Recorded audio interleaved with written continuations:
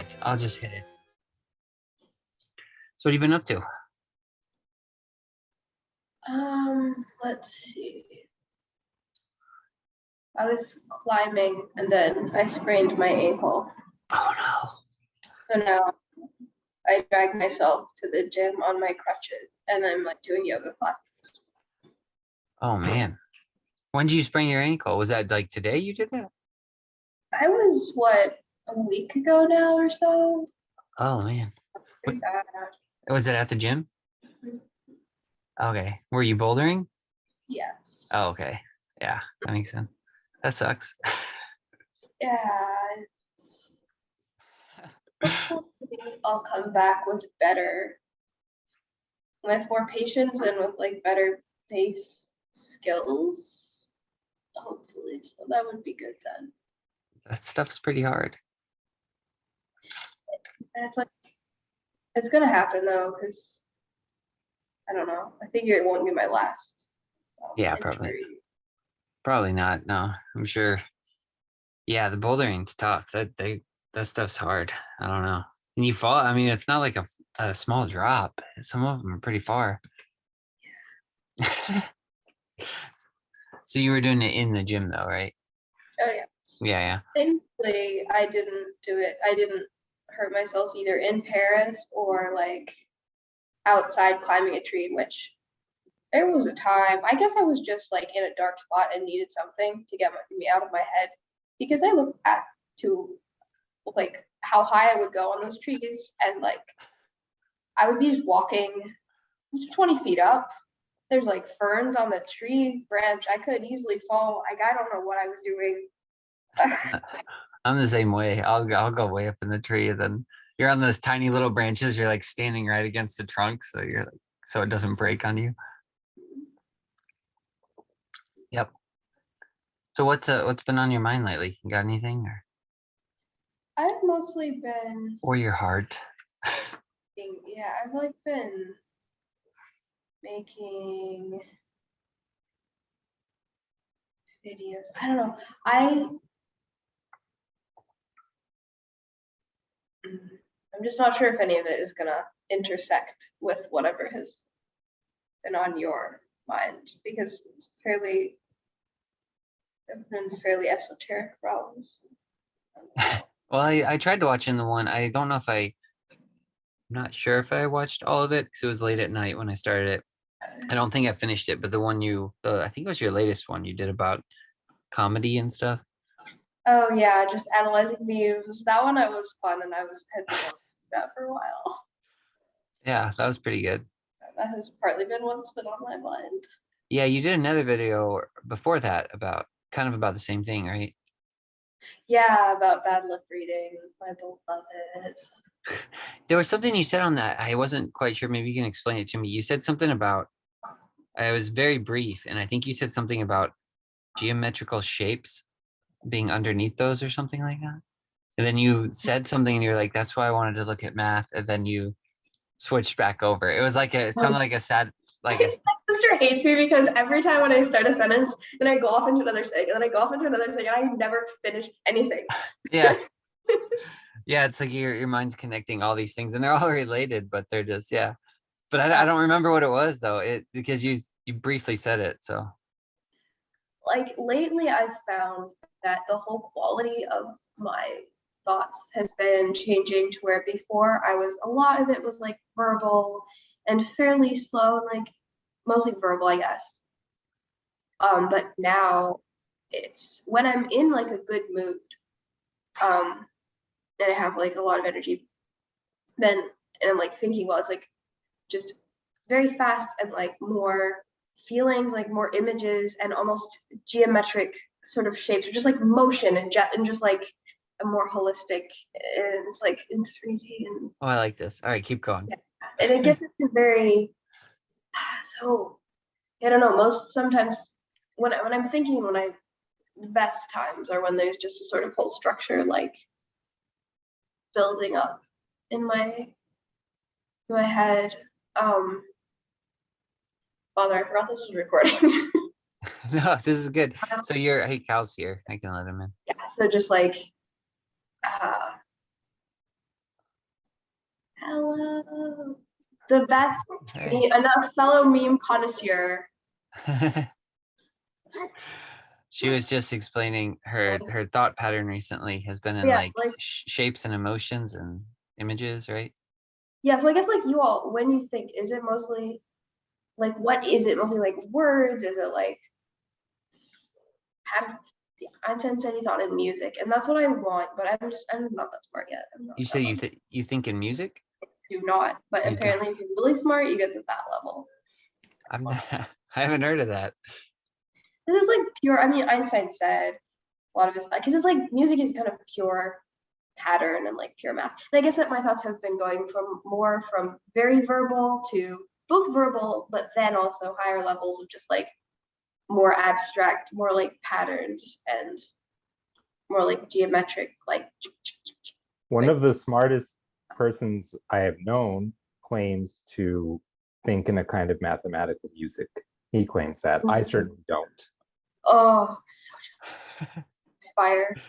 What does that even mean? Mathematical music. That sounds wonderful. Is he like Yeah. a math side of the brain person? No, not really. He's a very intuitive person. Oh, Um, okay. yeah. I have a new role model.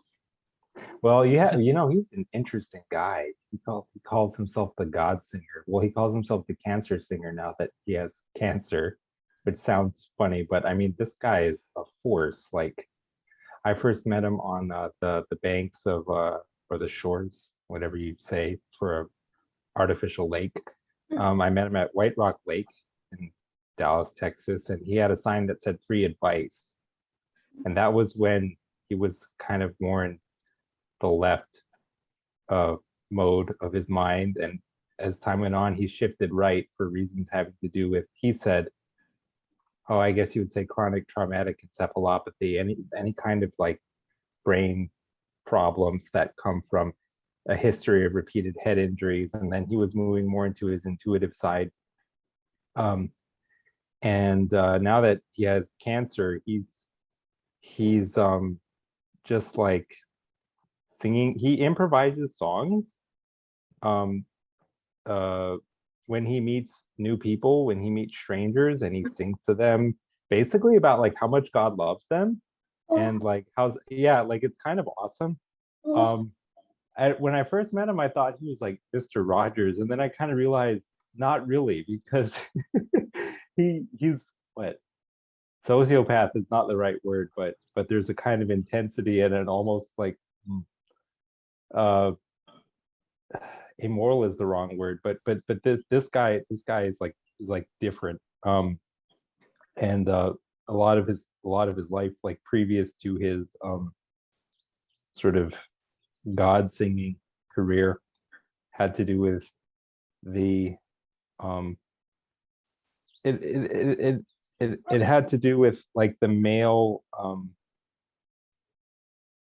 like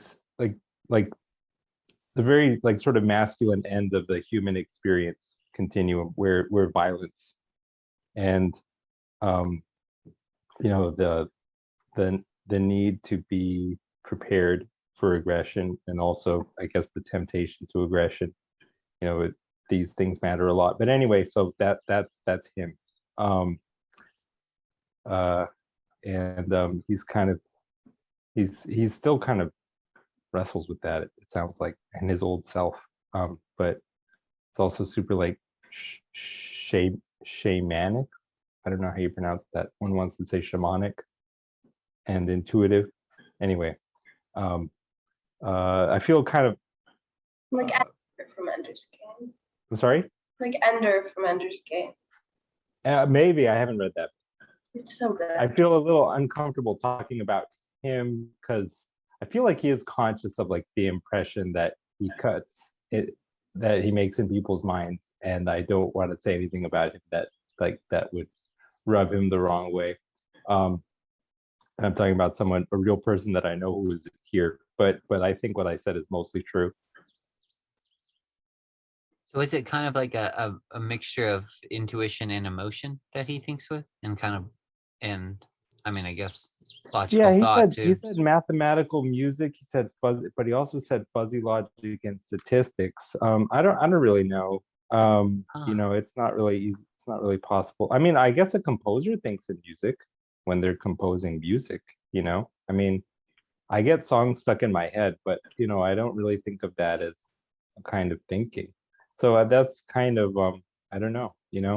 It's hard to imagine musical thought in non-musical areas of intellectual endeavors, I guess what I'm trying to say, but there's you had that guest on your uh podcast slash YouTube channel where she said she was an artist, but she said she had aphantasia. She said she didn't visualize anything. Was this this was Wei Wong. Wait, yeah, Wei Wong. Okay, that's right. I knew her first name was Wei. I couldn't remember as Wong or Wang. But yeah, I remember her saying something. I thought that was really interesting too, because she seemed like she was very intuitive person or something. But I remember her saying that she had trouble visualizing things. Yeah, But the way that's she described it made me wonder if I also have trouble visualizing things. I've heard someone mention. I don't know if it was her. Maybe it was my sister at one point. Was mentioning there's like different people that can actually. Yeah, it was my sister, and she was saying her friend Daniela said she can't actually turn an apple around in her head. Like if she tries to visualize an apple, she can only get a side of it. Like she can't actually do a 3D image of it. Yeah, I'm super bad with that 3D. It just breaks down so quickly. Very Yeah. frustrating for me. I'm not a shape rotator. Yeah, the mental rotation, I almost feel like is different from like continuously summoning some kind of visual image. Because like mental rotation, like if they have those tests where like, how does this figure look if you do these Uh, operations to it? Or is this the same figure with such and such operations having been performed on it? I feel like you can answer that without having to have like this kind of rich visual experience. It's a different kind of logic that you apply to it. Like as far as like continuously holding a visually detailed apple in one's mind and like turning it around, like I can't do that. I can't imagine doing that. But yeah, I don't really know. So say more about this Ender's Game, Abigail. I made a video on that actually. Yeah. But I like the character and I like the way that presumably the author thinks. I think with a lot of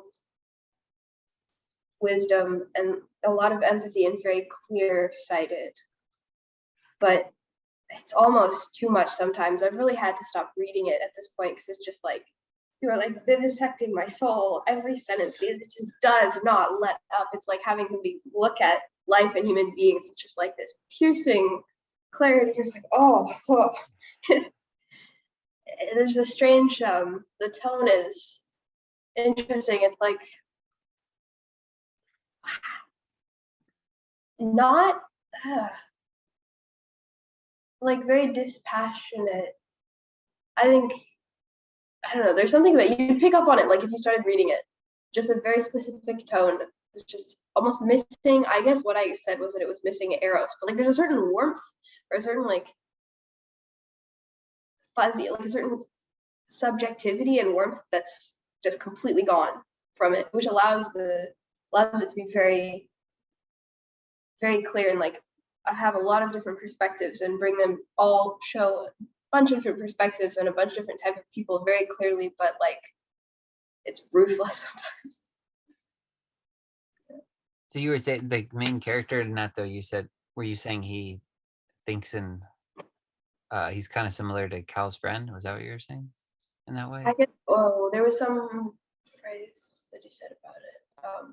Oh yes, having the first part of your life be in a bunch of violence and like the need for where Yeah. violence is necessary, and then having to move out of that into intuition. Because the thing about Ender is he's just this like very sweet kid forced into a situation where he has to like become this commander of this army, so they're just like breaking him, and he doesn't want to, but he like has to. I think that some people they like have a strong ego, and they just always find themselves engaged in a contest of wills, and that sort of like treating reality as some kind of power game in that sense is something that they cannot escape from almost. It's like, I guess I would liken it to libido. You know, you can go to war with that aspect of your personality all your life if you want and still never fully conquer it. And some people have a stronger libido than others. Maybe, you know, it's the will to power or something, die Wille zur Macht, whatever. That analogously, some people just wrestle with that more, assuming they wrestle with it at all. Yeah, I guess you have to let it somehow be transformed into something good. If you're gonna, I mean, because you can't kill, so at least with the bad aspect of my personality, I can see how eventually they will be able to be used for my benefit. Like, it's kind of a double-edged sword. Like, my thing, I guess, where I'm over like too much of it is words is like overanalyzing things and just overthinking and being very critical and breaking everything down instantly, like into it. Just, it never shuts up, and this is not helped me very much in life. And when I turn it like in on myself in a bad way, and like, so I guess if you're like lusting after everybody who walks by, or like if you're trying to like start a fight with everybody who walks by or whatever, similarly. It still sounds to me like you're What's that? describing the way that you might do something, but you're still not describing why. And I think what we were almost talking about before was kind of like this understanding that any value that's not agape is not going to last over eternity. As a game, it's only going to be worth playing. It's only going to last like a finite number of iterations before it just kind of leaves you high and dry and dissatisfied and realizing it's not your true self, right? And what it sounds to me like you described is like your approach to some value that you might be very analytical, self-critical, but it didn't really necessarily sound to me like it's like a vice or a pathology, unless what you mean perhaps is like a very, I don't know, I'm still not even sure if this counts, but some people have a great need to, everyone has a great need to kind of know and control and own and predict, right? And OCD is kind of a manifestation of that. Not saying that's what you were saying you had, but but I almost still feel like that may be a little bit too general. I'm not sure what I think about that. I guess that's like the pattern that I've been living in that has caused me a lot of harm. And now that I have more of a healthier, like a healthier center, which, as you're saying, has to do with just like love, then I find that ability to, you know, analyze and think critically is a strength, but only when it's put in its proper position in respect to. Are you talking about maybe self-consciousness and really just a preoccupation with what others think and the desire to like project a certain image, you know, like in the social arena? Not quite. I've never been Right. I was socially aware enough to even do that. More just like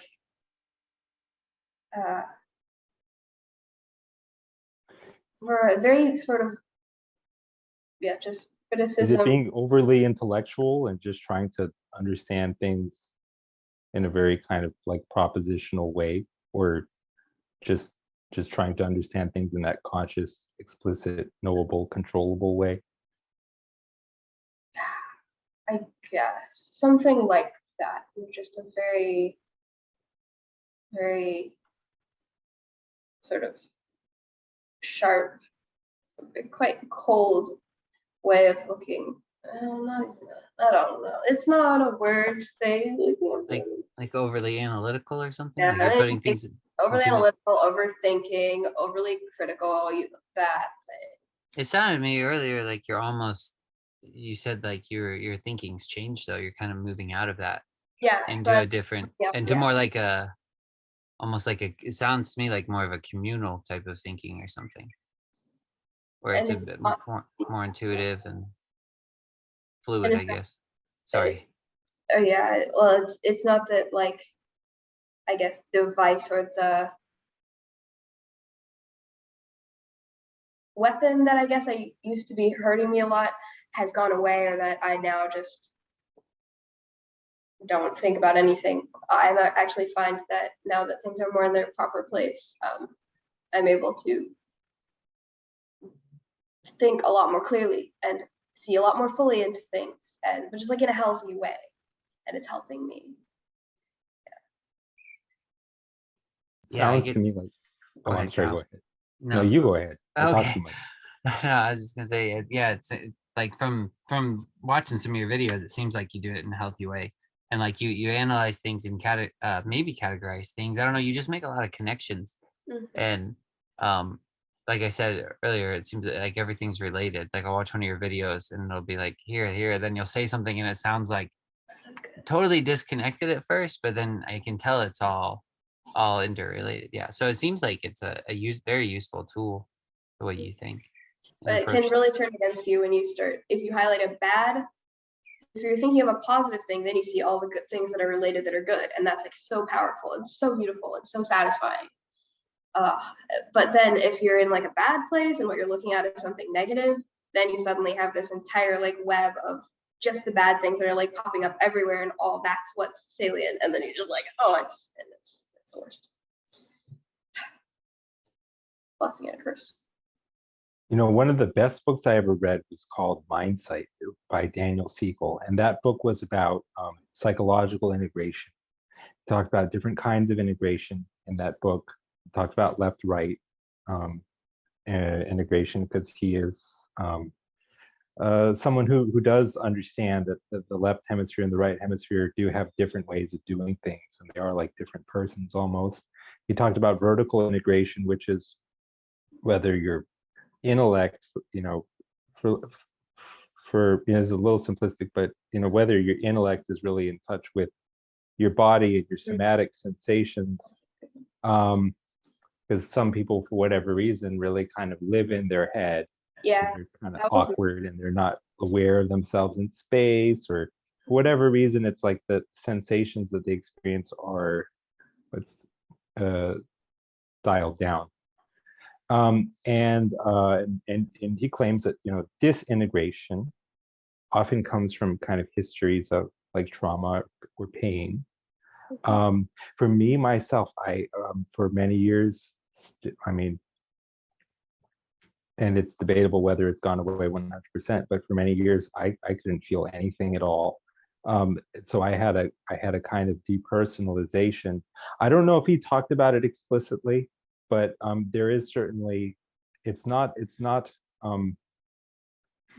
a disconnect between the mind and the body so much as it is a disconnect between the head and the heart, or even the mind slash body and the heart, because everything physical was very real to me, but I didn't have feelings anymore, and my kind of emotional awareness was so low that I wasn't even aware that I didn't have that emotional inner dimension anymore.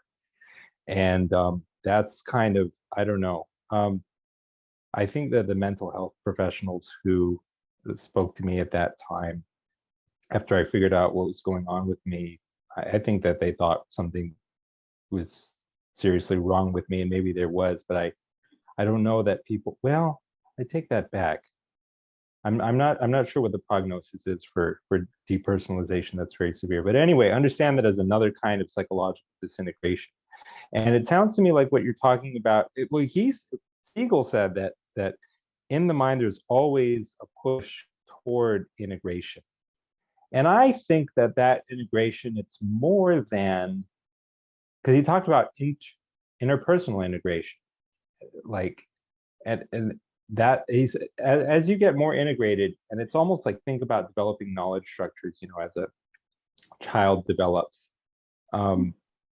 Certain cognitive abilities are developed by different brain areas being able to talk to each other. After you get your sensory motor stuff worked out, you kind of build your cognitive stuff on top of that. And then, he said that as you become more psychologically integrated, you become more integrated with the, the world around you, so that, you become more integrated with, like, your family, your partner, your community, your country, the world, a little bit like Maslow's hierarchy of needs as well. And I for me, like, just theorizing, I would suspect that there's a sense in which you already, there's like this extended self that's implicit, almost subconsciously buried underneath the more consciously recognized categories of oneself and other people, like, where that your attachment to the people in your life is always greater than you consciously realize it is. Yeah. And that, like, psychological growth happens by being made explicitly aware of how much you are the others in your sphere of reality. And just becoming sort of more and more emotionally invested in the lives of those around you, because that's what love is. It's really just basically sharing the same conditions of happiness and sadness as everyone else. It's kind of like being on the same wavelength. So I don't know, I guess I would say my reaction to what you said was that sounds like you're just reaching a different, higher level of psychological integration, and that sometimes it does kind of also lead you to make new conceptual connections. I mean, it actually inevitably it results in that.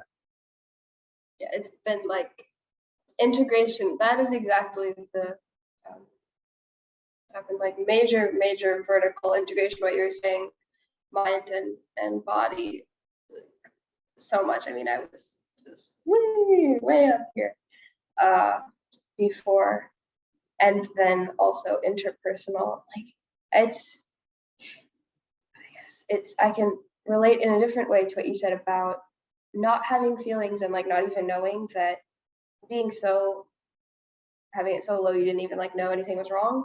That was basically the way that I was with like interpersonal connection.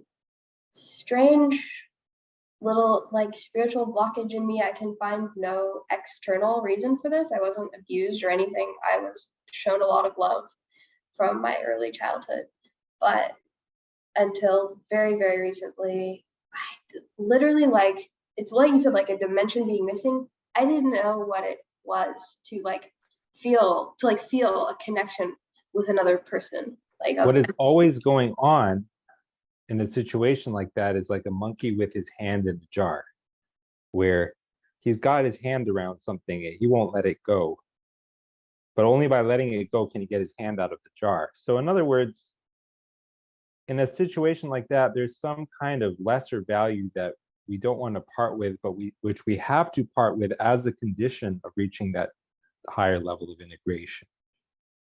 Yeah, in my case, I think it was just like fear or a feeling of general unworthiness, inability to trust people, and feeling like I would just be an inconvenience. I mean, I was a kid. I was like 4 years old, 5 years old, 6 years old. So, but I just remember, like, from my earliest memories, I just sort of assumed that if I was vulnerable to anybody, if I came to them with my problems, if I showed weakness, like, that would just be like very cringe, and I would just be an inconvenience on them. And I don't know, it went so deep. And then recently, like, things sort of broke open for me, and like now I'm like, oh, so this is what it feels like to sort of have empathy with somebody and like have trust, and like it truly is like a whole different dimension. And I somehow survived for 19 years without that. And like, so strange. I was just walking around like a normal human. Definitely not. Oh,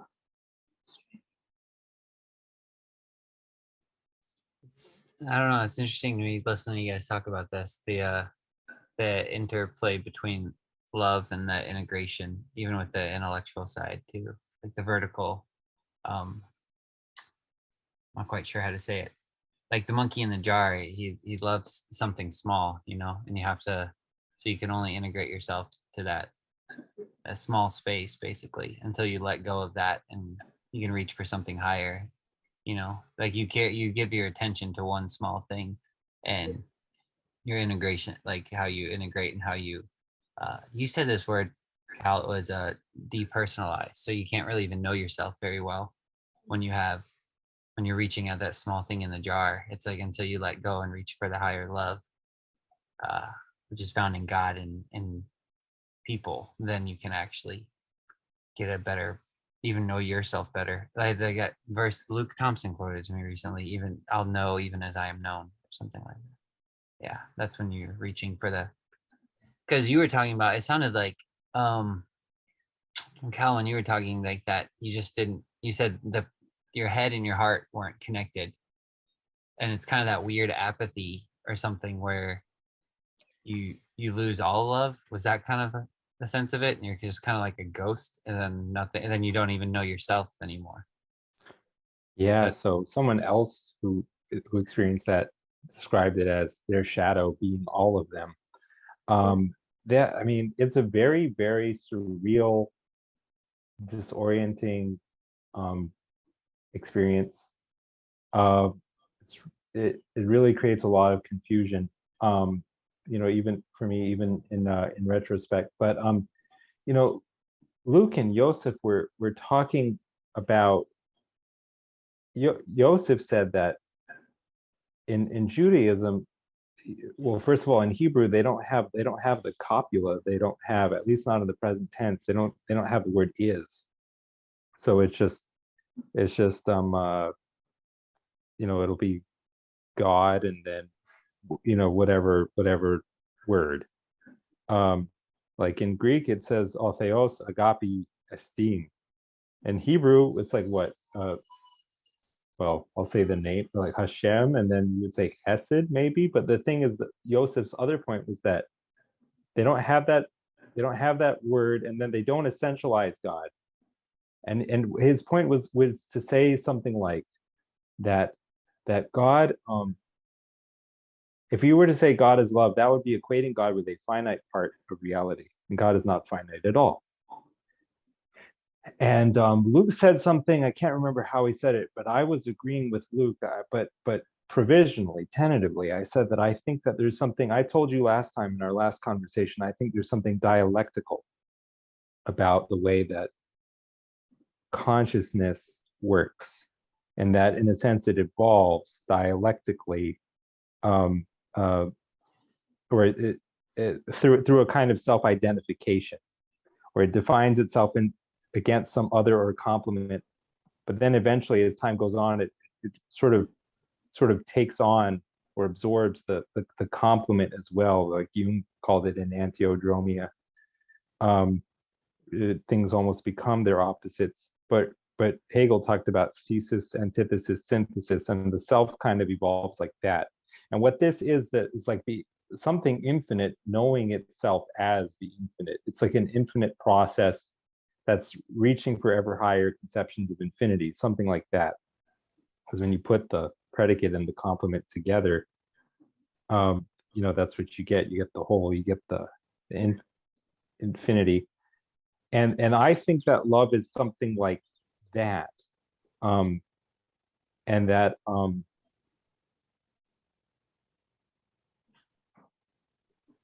well, you notice just the more that you know about someone, or that familiarity, increased familiarity has a strange way of leading into love.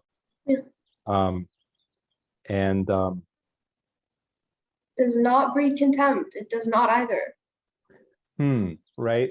I mean, no, I mean, some people do say that. I suppose I'd have to answer or account for cases in which it can or does. Um, I see you're sort of leaning on your intuition here, and I'm, I mean, I'm saying I think that there's just something about the way that consciousness works as what it is, as something which is capable of. David Bentley Hart said that. He said that if I wrote it down because I'm forgetting. I always forget the Hart quotations as soon as I need them, but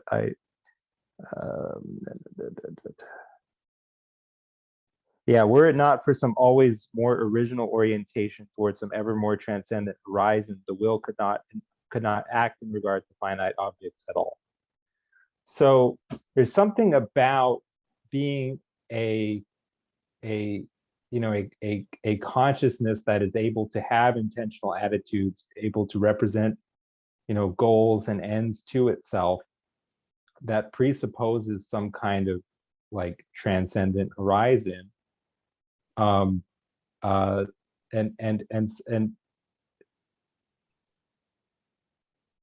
it presupposes that consciousness, sharing and like the same nature as that kind of infinite source, like of its intentionality and stuff like that. I don't know. He talks about it much better than I do.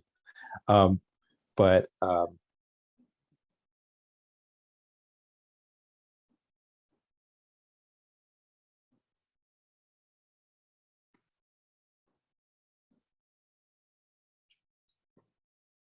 sorry, you guys can go. I'm sorry. I Okay, have to no, respond to a text message. I'm so sorry. oh no, that's fine. I didn't know if you're looking for something or not. If you're looking for another note.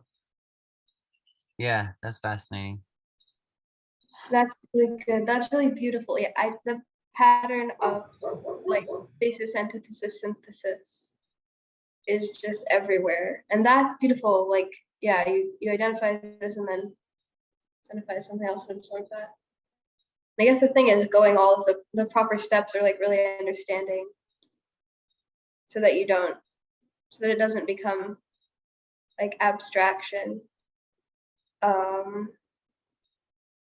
Like so that it doesn't become abstraction as you get into like wider and wider identifications. What I guess I'm talking about is like the concept of us sort of identifying yourself with like all of humanity or with the universe, which is the highest, maybe point of realization, but also like, from like my perspective, like I'm like it's very abstract, and when you're really there, it's not abstract, but it seems abstract. And I guess the danger is sometimes people, and especially with like trying to integrate the Eastern religions and Eastern ideas, because there's just so much cultural translation that is not being done. They're just like, oh, I'm the universe and I don't exist and I'm nothing. It's like, this is really probably not exactly how they like meant that. Like they didn't mean it in this destructive, like abstract way. Like it's, that's beautiful. Yeah, I think I see what you're saying. Like that's kind of something I was thinking about recently too. Is you can get too abstract, like you're talking about it, then it's like you can get too heavenly, and your love is too that. There's something about the incarnation that's just so profound because it takes both, and it's like if I get too abstract and too in the universe, then the person beside me is expendable or something. It's like he's just this little insect in the story in the overall vast scheme of things, and so it's like that incarnation is just like such a huge linchpin in everything we do. Like it has to be both. Like you have to care about the overall story and all of humanity and the universe as much as the person sitting next to you. And yeah, I guess a lot of that is seeing the whole poetry in all of the parts, and that's like a fractal thing. And who said oh yeah, somebody else in another conversation said like the transcendent particular, that's what God is or how it works in like absolute universals, right? But then these are always instantiated, like absolute particulars, and it's when you start getting into this realm of like generalities that is like very fuzzy and sort of dangerous, I guess. Like say the state that might crush like the idea of like the individual persons and things like that, or like humanity as a whole defined in a way that subsumes like the sanctity of the individual human and such. Yeah, but it's a transcendent particulars. Is a better, an everyday example of that is like in a film, the moment that's gonna, like they say, if you want to convey the essence of tragedy, don't show like some big cliche scene of like a huge explosion. Show like a kid's socks lying on the side of the road, just in a bunch of dirt and rubble and such, like in the aftermath. And that little very specific moment is like, oh, like that is the most powerful expression of this whole big abstract universal. Yeah, that's fascinating. That's a really good point. It's You'll good. see that everywhere. It's good imagery too. Yeah, that really hits the heart more. Yeah. Yeah. Because if things get too lofty, yeah, it just becomes some form of tyranny, and it's like it needs to. Yeah, I don't know. Yeah, it's often that if you go too high, too abstract, it's like then, yeah, it just turns into tyranny, like you said, and then the sword comes down from heaven, the bomb comes down, and it's just. But when you get, if you go to the other way and get to keep dissecting things too much, it kind of does the same thing. It just all falls apart on you, and it's like the fire from heaven or the flood. It's like both, either one, and so you have to kind of have a proper combination of both. And I've heard people say that as well, that like the masculine is also often associated with fire, and so it's kind of like the very hard line thinking, like, and so that's kind of the fire from it, and then the feminine's the subconscious and waters and stuff. And so the flood, if you go too far one way, it's just a flood. If you go too far the other way, it's tyranny or something. And it's that image of seeing the child kind of really brings both together or something. I don't know, or it really strikes at the heart where it brings you back, I think, to where you realize I don't know. I don't know what I'm getting at, Like but it's yeah. constantly, it's like thesis, antithesis, synthesis again. Constantly, like the two extremes are always being joined together, and then they sort of grow. But and Yeah. I guess that reminds me of Pageau's thing on Genesis and heaven and earth, and you have heaven, earth, heaven, earth, heaven, earth, like all these layers, but it's always that opposition. But it gets repeated, and it gets, both of them get shoved into like and embodied in the same one thing, and that's the Gestalt.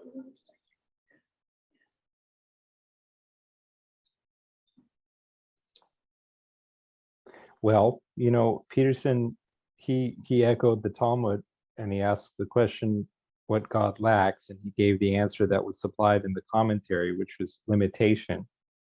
And it gets into the weird paradox of the infinite or the illimitable, as something which, if it were truly infinite, it would also be finite. Right? If it's illimitable, that is a limit on it. And that from that vantage point, something like the incarnation seems to become necessitated. Or, if you have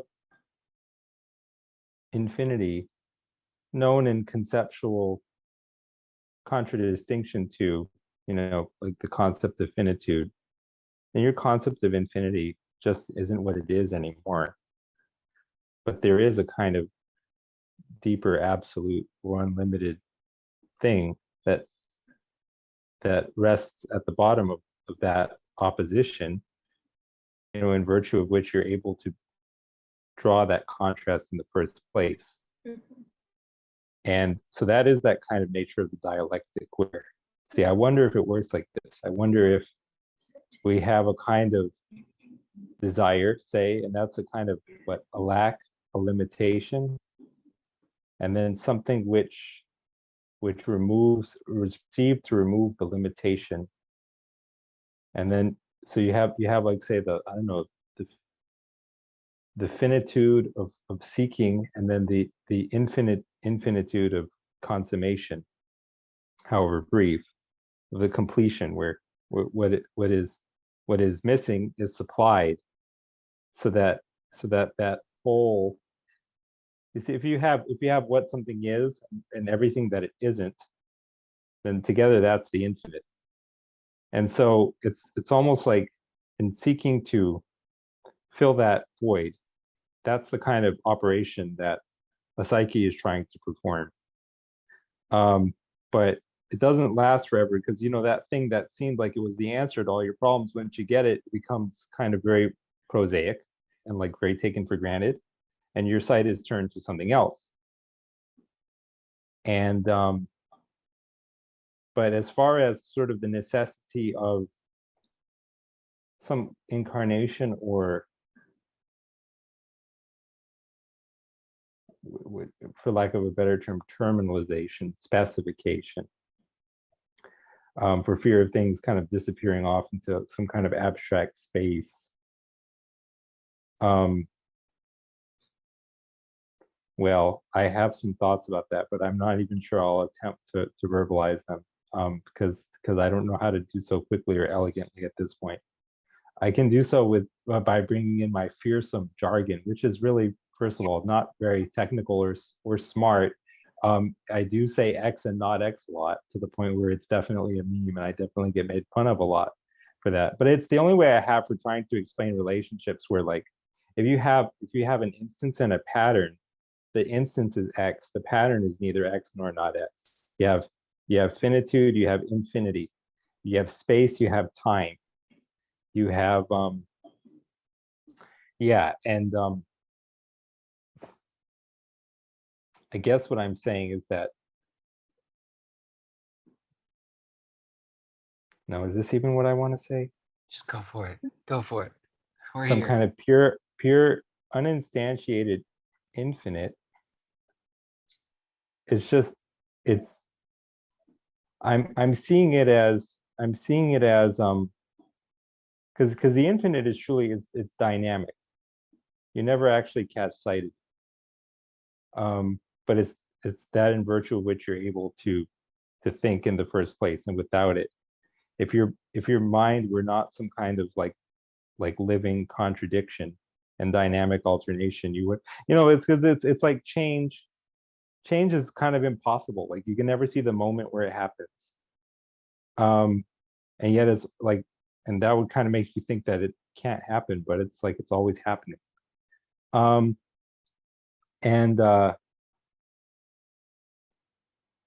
well, I guess what I'm saying is some kind of like pure abstraction is not the infinite that it ought to be as a pure abstraction. It's instead something finite, known in distinction to some other finite concept.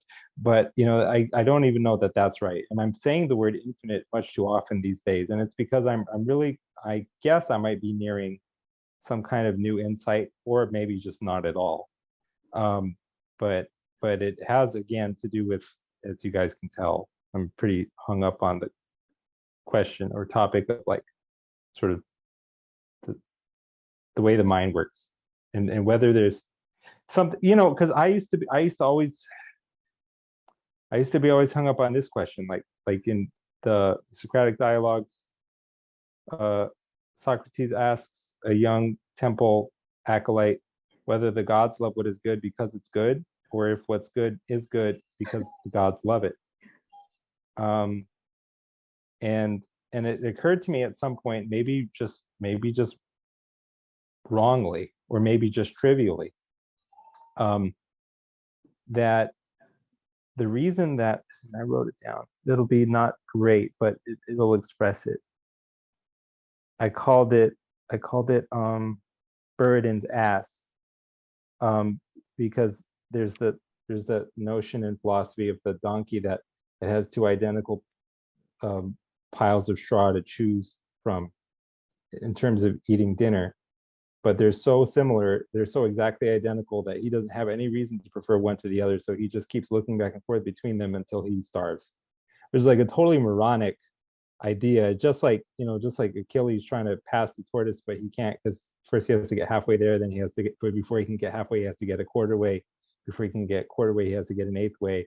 And so like theoretically it's impossible, but in real life it just passes the hare, right? It's no problem. So yeah, I said, if I have a range of options and one seems good to me, in virtue of what is it good for me? I see the one I choose as an instance of myself. It's like I'm a pattern seeking an instance of myself. I see it as in my own image, which at some level is also my image of God, my highest image of the infinite. This is the idea that I'm trying to chase down, because I'm wondering whether the act of choosing something, of valuing something, is a kind of self-identification. And that the reason we choose what we choose is that it corresponds to some internal image we have of ourselves. But then that image we have of ourselves is something more than just the image like we have of like our physical bodies. It's like more like the image we have of ourselves, where ourselves converge with our world, which again is very much like what the idea of God is. So I've really been hung up on that. I've been talking about that like all the time. So maybe I need to kind of chill and not. It's kind of a scary thought though, right? Like if you sit back and think, am I choosing certain things? Because I don't know. To me, it's a little, some of it, one aspect of it's scary in that I think if I'm choosing something just because I want to self-identify with how I already perceive myself or something, I could get lost. You know, like if I want to It be a sounds a little punk bit or like a rebel, solipsism. it sounds a little bit like what? Like solipsism, like you can't escape yourself. Everything is just you know. Yeah, yeah. But like the thing is, if what you are, like as a consciousness, a conscious mind, is a kind of infinite being, that then it's like whatever is infinite has no opposite, and it is its own backdrop, and everything is in terms of itself, even what it isn't. So that, and it accomplishes that through reflexivity, which again looks like a dialectical process of dynamic alternation, or like thesis, synthesis, antithesis. So in some sense it has to be like that, just like ultimate reality has to be something that just, it only gives itself in terms of itself.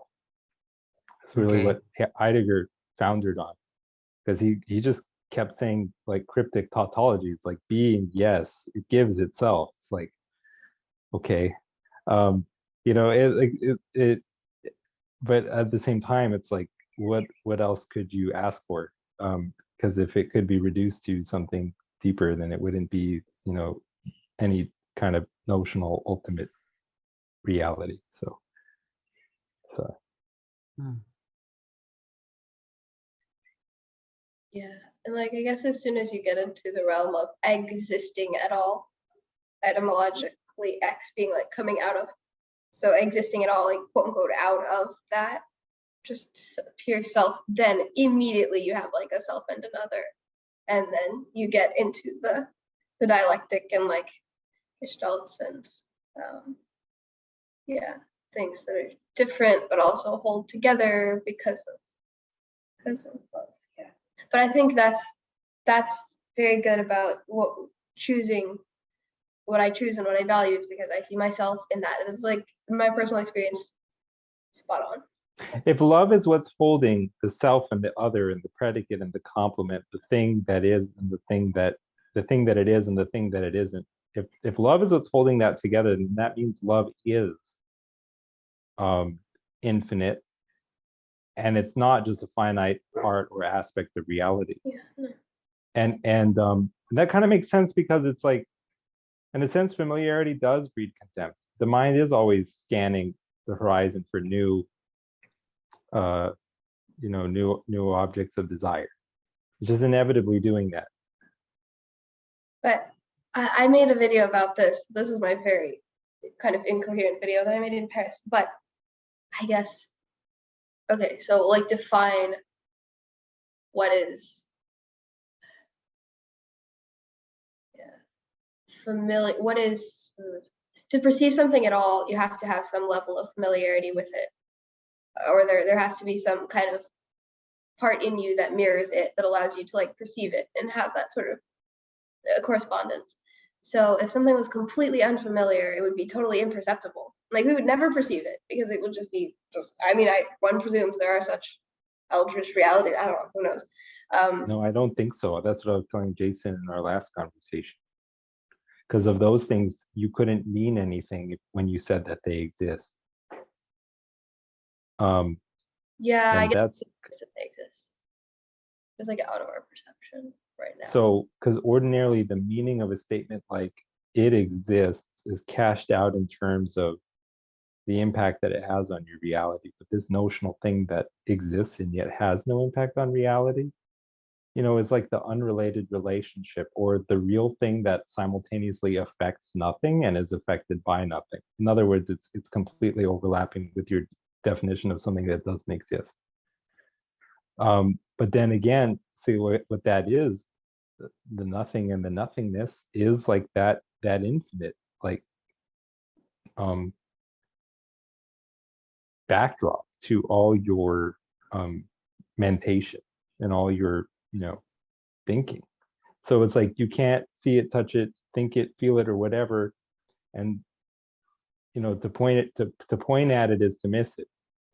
But at the same time, it's like it always has to be there. It's like the Tao. The Tao that can be named is not the eternal Tao, but still the Tao is the super duper important thing. Yeah, but anyway, I guess like that's true. I suppose it would have to share something with us, but beyond our present ability to perceive. However, or like No, I mean, like, you can't perceive it. You can't, but like at the I same thought time, we were it's just like, saying that my whole thing about reality is beyond our perception is not able to be. yeah, no, I mean, it's the same kind of, it's just the same kind of paradox of nothing, where it's like, no, you can't talk about it, but if I can't talk about it, then why am I trying to talk about it, kind of thing. Like, Oh, I remember I have some existential crises about like the concept of nothingness or non-being. That one has stopped horrifying me now, so I forgot about it, but I'm sure it'll come back. But no, but like, so a better or a less extreme example would be like a totally unfamiliar, like a language like Chinese or something versus a language like Italian. So, and I guess there was this connection between like the idea of newness is kind of connected with interest. no, I totally Something new is agree with interesting. you. Like, there has to be Yeah. some kind of internal like category or schema or something. Like in Cormac McCarthy, in one of his novels, he said the it's like the mind can't, the heart can't understand what it has no shape to hold, something like that. There has to be a shape, for you to, like, there has to be something in you that it already answers, kind of thing. I know, I certainly agree with that. I wasn't even trying to disagree so much as, I don't know. I don't even know what I was trying to do. That familiarity can breed contempt. Does it can, but I think if it's true familiarity, as in like knowledge, as in love, as in becoming more and more, to me at least, the funny thing about that sort of principle of newness slash interest slash, or is like, to me at least, the things that I can think of that most of that sensation of like newness and surprise and interest are at least found in the most familiar places, or basically it's like a new aspect of someone that I know and love. Like that's the newest thing that I can think of. And I think that the more familiarity and experience I have with that person, the more, like, paradoxically, like the more every new little like facet will be. It's both. No, I would agree with that too, but I can't, I don't really know why. That's the thing. You don't know why the familiarity, like why that brings about more like life for her. Yeah, in I'm other sorry. words, I definitely suspect that what Abigail is saying is correct, Mhm. but I don't, so in other words, I share that intuition, I think but I don't know why. I mean, I could be way off base here, so I'm just trying to track with you guys. But to me, I would think that it's because Abigail's operating from a place of like mercy and love and forgiveness or something. So like you get hit a point of familiarity, and correct me if I'm getting off base or something. But the more you grow in familiarity with somebody, you can either kind of fall into resentment or contempt or something, or you can, if you're operating in love, then the difference in the opposition is like a communal thing, and you almost appreciate it rather than resent it. Does that make sense at all? Is this, am I getting off base here? Like so if like if you notice how I'm trying to think of an example or something, like you could have uh okay, here's an amazing example. One time I had this girlfriend and she would leave the cap off the toothpaste and I freaking hated it. Um, but it's like if I was operating in a place of like forgiveness and love, it could be like you could find a little quirk that the more you get familiar with a person, that those little things are what you truly bring more life to the relationship. Is it? And it's almost like that kind of otherness that liberates you from yourself, right? Mm-hmm. Because Luke talks about like you sacrifice your false self to find your true self in the other. And agape has that way of doing that it has that way of identifying completely with the other as other, and not just to the extent that the other resembles oneself, or for whatever the other can do, for oneself. It's that selflessness that allows it to like be both itself and its complement and be infinite kind of thing. Because like any other false value is a false identity, and that's a disintegration in yourself. That's like you're being blocked off. If you worship like gambling or just anything, you're just cut off from the rest of yourself and you're stuck in that little hell, right? And like agape is living and breathing. It's it's that life where God moves over the spirit of the waters, like breath, like Siegel called it transpiration, I want to say, breathing across. Yeah, I think that love as like the experience of it, I guess it is most, if you want to abstract it, I would define as like the simultaneous tension, speaking of thesis antithesis thing, of complete like self-giving and those pouring out yourself for the other outerly, but then also simultaneously complete like desire to receive the other. And if those two are in that perfect tension, like it creates a balance where you don't annihilate yourself totally, which obviously doesn't work, or you don't, make that other person like not be themselves anymore. But right, because if there weren't selfhood and otherness, if there weren't a difference, then there couldn't be oneness, right? yeah. And yeah, that's very important. That's why the Trinity is there, and that's why the Trinity is not a flat monism. The Trinity is like the minimum, like triangular requirements for relationality, for love, something like that. I was thinking about that too. I was thinking about like 2 versus 3 and like, I don't know. Yeah. I guess like to me, if you have self and other, that I guess implies some sort of like an underlying identity. Yeah. Yeah, spirit, underlying identity. And then or 3 some sort of kind of implies matrix like beneath the dualism. it's the same way. Like Yeah. 3 are perfectly balanced. It implies some sort of center, which I guess is why you have that like that God is and you have God. Yeah. No, 2 does as well. That's fair. Oh. Yeah. It's really, yeah, I like what you guys are saying about the self and the other and how you have to let the other person exist. And it's that love, the whole idea of the Trinity and the Holy Trinity, I guess, is that Christ, what did George MacDonald say? Christ is God's forgiveness. And so it's like that God lets you be other, right? So he can love you. And then, but it's like, then you're just two. Like you said, Abigail, you're just two and you're not connected. And then it's the forgiveness, the idea of the Holy Trinity, the Christ, the Holy Spirit, the forgiveness that brings the two, the self and the other, back together. Or I guess you could say it would be love, but if there's a transgression or whatever, a fall, I guess you need the forgiveness or mercy or whatever you want to call it to pull them back together. I don't know. This is fascinating though. I need to definitely chew on this more. Is that you guys are really causing me to think a little higher, especially with the identity aspect of it too, and knowing yourself through, and how love even knows itself through the finite and the infinite, and self and the other, the X and not X.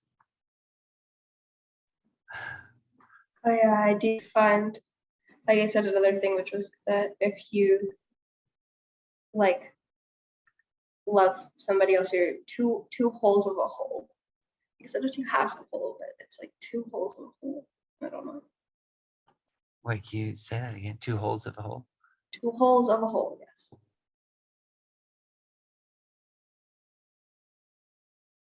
All right, I got you on that one. Not two halves of a whole. Yeah, I think I get it. Yeah, I understand. Okay. Yeah. So when you were talking, that's when I started. I saw in shapes for a little bit too, and it was I was on some weird fast for a while, and then I started seeing in shapes, and it was just weird. Like I started seeing the Star of David and everything, and it was kind of the same idea. It was like I was seeing the Trinity in the Star of David, and you have the two, because I kept thinking about it too. I was like, two just has this. I was trying to think about this. Trying to think of the right word. Uh, just the feel of numbers, like the quality rather than the quantity. And so I just kept thinking two. It just always feels like a separation to me. It never really felt like the unity. And so I don't know. Maybe I was wrong there, but then it started. You ever been in Then love? what? Sorry, what'd you say? Have you ever been in love? Yeah, but that's the third part though, right? Because if you don't have the love, then you're just two. Does that make sense? Like that's when I I was guess seeing in you call shapes. love I a was like, third between yeah, you. That's yeah. super Because interesting because you're saying love is like a kind of, And that you know, makes love as like an, I don't know. yeah, it makes love it is as You're another love is love like like point. another oneness. being with two. Yeah, Right, yeah. right, right. And that's why people would say it's weird to say that the Holy Spirit is a person, right? Yeah. But I don't know if it may be weird, but I don't know if it's wrong. Um, uh, but like I think what Jason is saying, like, is like if there's just like love is like, you know, it's two distinct persons and then like an underlying oneness. Okay. And then if there's just only two elements in this picture, then it's just really like you have two lonely people almost that they're not related, as I feel like what Mhm. Jason is saying. Yeah. Like any stranger out in the world, I'm not connected to until I have love or something. Like, cause I'm like, there's me, and then there's some random person out on the street or whatever, and then, or I could say some girl I've never even met, and until I meet her and fall in love with her, like it's the love that would like bring the two holes together, like you're talking about. Like not, Yeah. yeah. And so it is kind of weird, I guess, because when you draw it out like in a shape or something, it's putting a third point, you know. Um, but yeah, that's the idea I was getting at, Kyle. And it just seems like then I see the Trinity as just like I think I heard, I probably, I mean, I don't know who I first heard said it, because all of you guys say it, but the unity of multiplicity or something like that. So you can have a Trinity through so many different things. It's just kind of a pattern of the unifying two things into one. So you could have a covenant of marriage that brings the husband and wife together. So it holds them together, right? The covenant of marriage. And then you could have a brotherhood. Like you could have, I'm me and my brother are held together through this like kind of third thing, or it's like a bond that holds you together through brotherhood. Or you could have um does that make sense at all? And there's like Yeah. always a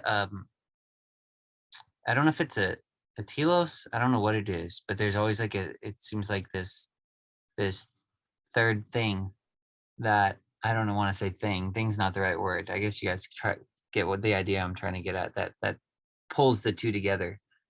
And that's what I was saying, like I think earlier, like forgiveness is what seems to, like, after the fall, it's like that it pulls God back to man, and it causes love to expand or something, because it's like the ultimate demonstration of love or something the ultimate demonstration of unconditional love is display of forgiveness or something like that.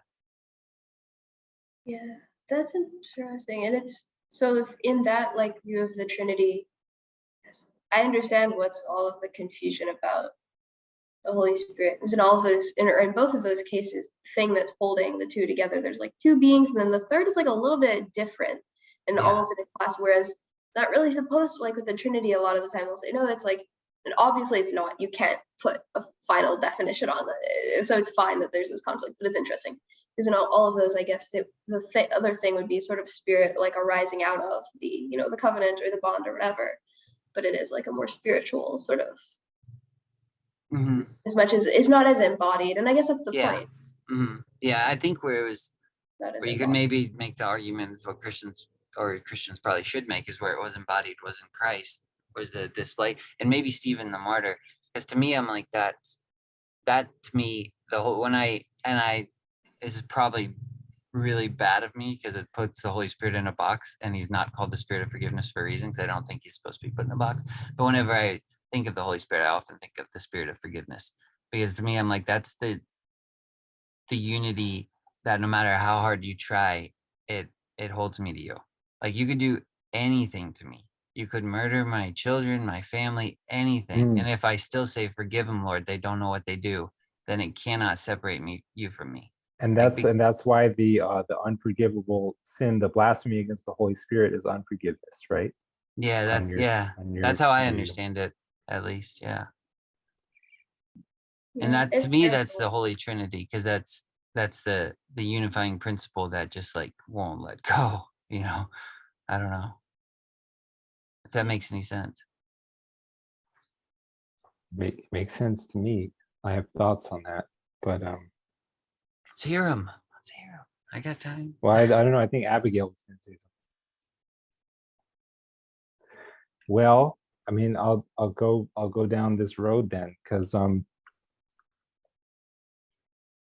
so there was I mean, it's gonna sound so, I mean, the stuff that I come up with is just like kind of very kind of out of left field, often super lateral. And that people who don't know me well doubt my sanity, or would be reasonable to sort of doubt my sanity for bringing in such seemingly unrelated topics.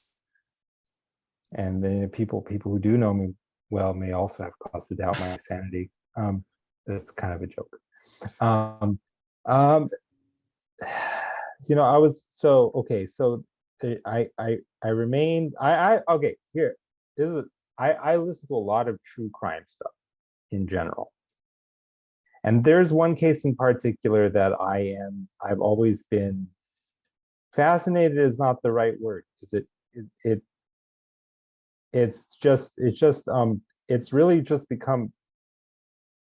It's the story of Adam Lanza, the person who killed 20 first graders in Sandy Hook Elementary School, as well as like 6 school staff members. But you can see already that this level of evil is the kind of evil that you do. Just people have different ideas why he did that, and but I think I know what motivates a person to do that, and it's that they do it because it's the most evil thing they can think of doing. It's almost like in that kind of violence, it's like the self is asserting its value in a society that is indifferent to it, and so doesn't recognize any value in it. And sort of the value that it is asserted to have is proportional to the degree of violence somehow. It's something like this, I suspect. And I'm trying to remember now. The original point that brought me to this is this forgiveness is something that is like, if it's there, then it will never let you go. You can't be separated from God if that forgiveness is there, and no matter how unfathomably terrible, the strain that is placed on that forgiveness. So Adam Lanza did that, and on top of it, there's just the things that he is reported to have said when he was in the school, and also the things that he was reported to have said when he was a child himself. Luke Thompson said that to wish your problems away, is almost to wish away that in virtue of which you exist as the person that you are. David Foster Wallace said that the self to the struggle to arrive at an authentic human self results in a self inseparable from that horrific struggle. So, so to wish your problem away is to wish your own being. Well, Adam Lanza, when he was a child, they asked him, the therapist asked him, if you could have one wish, what would you wish for? Which is a great way to understand who someone is. And he said, I wish that whatever was granting the wishes would not exist. Think here of Goethe's Mephistopheles that says, I'm the spirit who negates. What exists is so terrible that it would be better if it had never been. And he was always like that, ever since he was like 11 or 12. It's like super evil. His father, in a piece for the New Yorker called The Reckoning by Andrew Solomon, a fantastic, amazing writer. He said that he's thought about it a lot, but there's no longer any doubt in his mind that he wishes that Adam Lanza had never been born.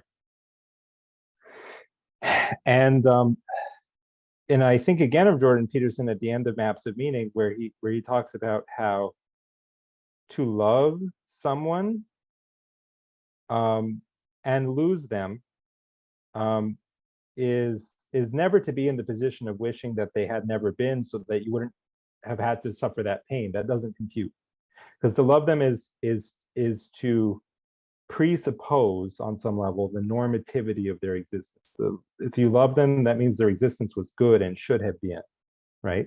Like Tennyson says, I hold it true whatever befall, I feel it when I sorrow most. It's better to have loved and lost than never to have loved at all. And so it's that idea. So in other words, what Peter Lanza, Adam Lanza's father, is saying when he says he wishes now that Adam had never been born, which, like, you can't blame him for that until you actually could imagine the unimaginable of like living in his situation, which you can't. Like nobody can. Well, some people can, but you don't want to imagine what their lives have been like. So so what that's saying is Peter Lanza has ceased to love his son. That's what it's saying. That love had a limit and it was broken. And because I was thinking about like sort of Adam Lanza as like in terms of Christian universalism and what Tennyson called the larger hope. Because on one level, like what you think is like, okay, Jesus said, if even the light that is in you is darkness, how great is the darkness? If someone could do that, and that means that they were only darkness, and that nothing would remain after some process of purgatorial purification. There would be nothing, because there was never any light in there. That's what part of you thinks. Then the question, the other side is whether God is like Peter Lanza. Is he an earthly father that he could ever rue the day that one of his sons was born? Or is he the father of lights, in whom there is no variableness, no shadow of turning? That the God himself is pure light, is no darkness. And that makes me think that he's never capable of going back on his love for anyone. He never ceases to regard them, never ceases to think of them. And that means that he never ceases to sustain them in being. So that means in some sense, this is what it says, he's not God of the dead, he's God of the living. To him all are alive. But when you can't imagine the condition in which someone who did that continues to exist, because it's like you are integrated with the victims of the violence that you commit, and so you have to imagine you have to experience the unimaginable suffering that you cause, and you can't you can't imagine like how terrible it is in hell kind of thing. But at the same time, it's just I can't see that he would ever be I can't see that he would ever be annihilated. I see him as hell, inescapably. I see us as sinners in the hands of a loving God. So that bond that can't ever break. That's what I was thinking of when you talked about the forgiveness. I mean, on some level, it's a terrible thing because we don't want to forgive people. And people have very good reasons for not wanting to forgive people. And if Jesus is going to demand forgiveness for because Christians, a lot of Christians will say, well, we'll never have to be in the position of having to forgive people like Adam Lanza or Adolf Hitler, because they never repented ever, and they never accepted Christ as their Lord and Savior or whatever. But just imagine that someone who did horrible things did that.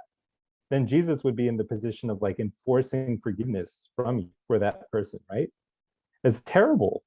Like, so I mean that forgiveness is not it's not a light thing. That's an extremely heavy thing. She's Yeah. here. Hey, Shari. Hey. We're in the middle of talking about forgiveness and how it's the unifying force that basically doesn't let go. And Cal just was talking about, was it Adam Lanza? And his the thought I had when you were talking, Cal, was that when his father said, "I wish that he hadn't been born," I guess if you're looking at it from a material, from maybe from his father's perspective, the love was broken there. But immediately my thought jumped over to Judas, and I was thinking more like a father almost weeping for his son, being like, my son had to grow up and experience nothing but hatred. Like, I wish he would have just died on the birth stools, so he didn't have to know a life of just absolute bitterness and resentment and contempt. My thought went, I guess where the love wasn't necessarily broken, it was just out of like maybe more of a brokenheartedness or something. Because to me, I think that's kind of what I think when Jesus mentions that about Judas. He's just like this. It would have been better for him, not necessarily not better for me, but better for him if he doesn't have to experience this this psychological trauma, I guess, of having betrayed your savior, or that you're gonna have to deal with later or something. Like, it would have been better to have died young than to experience a life of hatred. Yeah, and I guess that sort of connects to the other reason why the whole never lets go thing can be sort of awful sometimes, which is that you're also held down and like forced to do the healing for your own mistakes. And I don't know, having been like, I can see how in a lot of, through whatever process, somebody like Adam would have to go through to be healed and forgiven. I think the instinct would be just get me out of, like, annihilate me. And like, I've been there a lot, of just my instinct always being, well, I'm evidently worthless and I'm causing all this trouble to like integrate me back into any kind of health. It would just be so easy. Can I just like be done? Can I just be, forget about me? And like, can we start? It's like, no, that's like what is the spirit of negation that's always quite evil, which is always saying, no, like, this is a mistake. We can't fix this, just get rid of it. And that's something that like has been haunting me for quite a long time. And I think it's so And with touching. love, Definitely had Adam work. conversely is It's so touching that he would say that as a kid. Like, I wish whoever is giving, like, but yeah, I think. But love conversely is the spirit of relentless integration, right? Mm-hmm. And And it's you never give up. You just keep like, right, integration or negation. mm, And it's always integration through negation on some level, because what the devil competes against God, but God has no competition. He's not in competition with the devil. Everything, the devil means it for evil, oh, God meant it for good. Whatever that's right. there is no way to thwart the plans of God. One only ever ends up serving them, kind of, or furthering them, the ends of.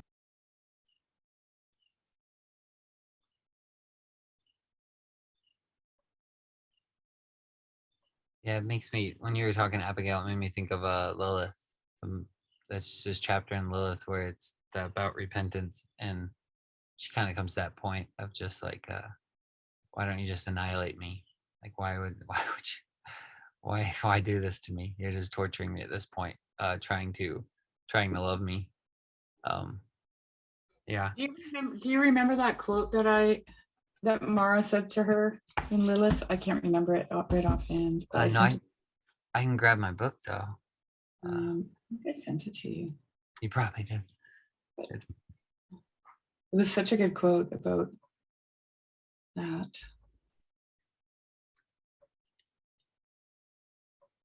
I won't be able to find it. It would be a miracle. I found it. You're witnessing a miracle. What you said, Cal, about the yeah, it seems like a lot of when we think about Adam Lanza and Hitler and stuff like that, and we often avoid the thought of ever forgiving them because we feel like, well, we just don't have to because they're in hell and we know where they're at and whatever. And you just like a lot of, or at least seems like a lot of Christians do that. And I think that's when Craig actually brought it up to me once. And when he first brought it up, I was just like, this is a terrible idea. But it's something about Christ being the Antichrist.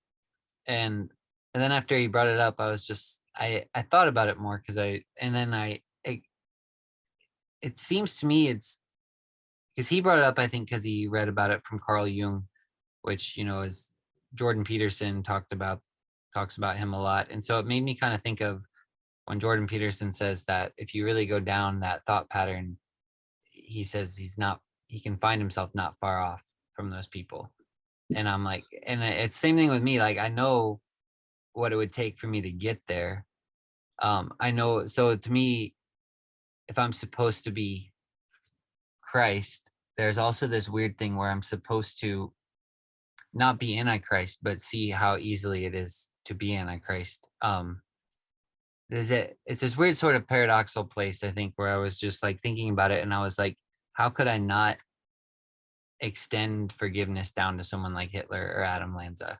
And that's kind of where I'm at now, I think, because it's just like I could have easily been there, especially if I think of God, if I was born in their family, like if different cards were dealt to me, I've been so blessed. And so it's just like I could easily be in their shoes. And then so it does causes that forgiveness to extend to the pit of hell and try to reconcile it and redeem it. Yeah, as soon as you start like poking at the idea of trying to quantify evil, it's totally impossible. And it's so dependent upon circumstances. And it becomes like you're saying, just you see that we're like all in the same boat. And I mean, sometimes that just leads to despair, but at least it's a sort of sympathetic despair, like, oh man, how long is it going to take for us all to get out of this? It's like the spirit, that same spirit of like, of negation, of bitterness, of sort of deadness to others, and of like wanting to like assert myself and just doing the worst thing that I could think of. I definitely, within my own very much smaller circle, like felt that way. It's just that I don't happen to have been in the condition where I like get that far, but it's the same like spirit of, and then of course, you know, we all or like, for instance, what is worse, to be like Hitler or to be a parent that simply like wasn't ready to have kids or had a kid sort of accidentally and then ends up like subtly, or no, okay, no, or just like to be a parent and like subtly abuse your kid for years and years and years and it doesn't get seen and it's just this emotional damage every day, every minute of every day, but it's like personal. And like, which one is worse? Can you really say it's, yeah. I found the quote. Yes, let's hear it. Just It's nice. You witnessed a miracle. Okay, so Lilith is with Mara, and Mara is means her home is the house of bitter waters. And the little one asks Mara, she says, "Will you hurt her very much, Lady Mara?" said the girl, putting her warm little hand in mine. "Yes, I am afraid I must. I fear she will make me," answered Mara. "It would be cruel to hurt her too little. It would have all to be done again, only worse. May I stop with her? No, my child, she loves no one. Therefore, she cannot be with anyone. There is one who will be with her, but she will not be with him. Will the shadow that came down the hill be with her? The great shadow will be in her, I fear, but he cannot be with her or with anyone. She will know I am beside her, but that will not comfort her. Will you scratch her very deep? Please don't make the red juice come. Oh, hang on. She caught him up. Wait, I think I missed a thing. Yeah. She caught him up, turned her back to the rest of us, drew the muffling down from her face, and held him at arm's length that he might see her. Yeah, anyway, that's it. I am afraid I must. I fear she will make me, answered Mara. It would be cruel to hurt her too little. And, you know, it sounds like you guys are talking about that. Jess and I have been talking about this because of the book of Job. To be or not to be, right? That is the question. That is really what you're talking You about. don't get the choice. There's always somebody who's forcing you to be because they. Well, that's thrownness, right? Like we're thrown into the world. Like we don't choose to be. And Job has this, you know, in the very beginning of Job, he talks about not being born, right? He wishes he was never born. And the way I look at it is that that's really the only logical conclusion that you can come to, because to be means that you're going to be in this world of pain and suffering, right? That's what it's going to require of you. And so, you know, Job doesn't think about suicide because that's kind of a cowardly way out of what is happening to him. He thinks it through to its logical end, and its logical end is that he should have never been born. That's its logical, because to be born is to be to exist is to be in the world, and the world will have its way with you. The world will, right? It's malevolent. You're in the thorns. And I think that's what Shakespeare's also talking about in Hamlet, right? When he's asking to be or not to be, right? That is the question. And yeah, when you were talking about Adam Lanza's dad, I thought, you know, there's so many reasons to say what he said, and they're not all terrible. If his son had never been born, he would have never suffered the loss of his son, right? And I mean, like the entire loss of his son. Yeah. No, I think that's a really important point to bear in mind. That there is something that I wrote down because I wanted to share it too. I don't want to backtrack too far, but Jason was talking about, what did you say, that to be Christ is at least to understand Antichrist, right? I think like in the sense that what does he say? Christ came into the world to save sinners, of whom I'm chief. So like in that sense of like I am Antichrist, and that's why he saved me. Because does that make sense?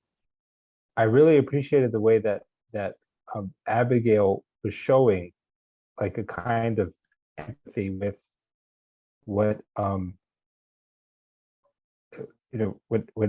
what Adam Lanza has said, and that predicament of being caught in the thorns, right? Because you exist, and there's nothing you can do about it.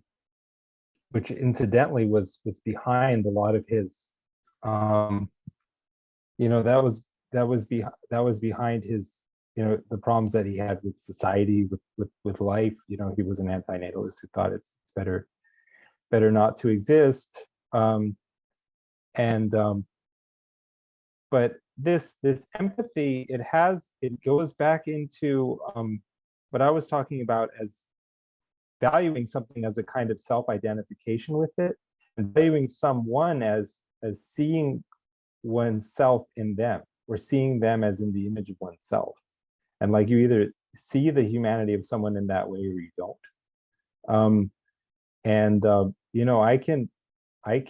I can understand. I mean, the reason I thought I understood the motives for what he did better than a lot of people have, better than the explanations that a lot of other people have put forward, is that I think I learned what Peterson says, you will learn if you become sort of mature enough, like that through bitterness and resentment, you will discover your own capacity for evil.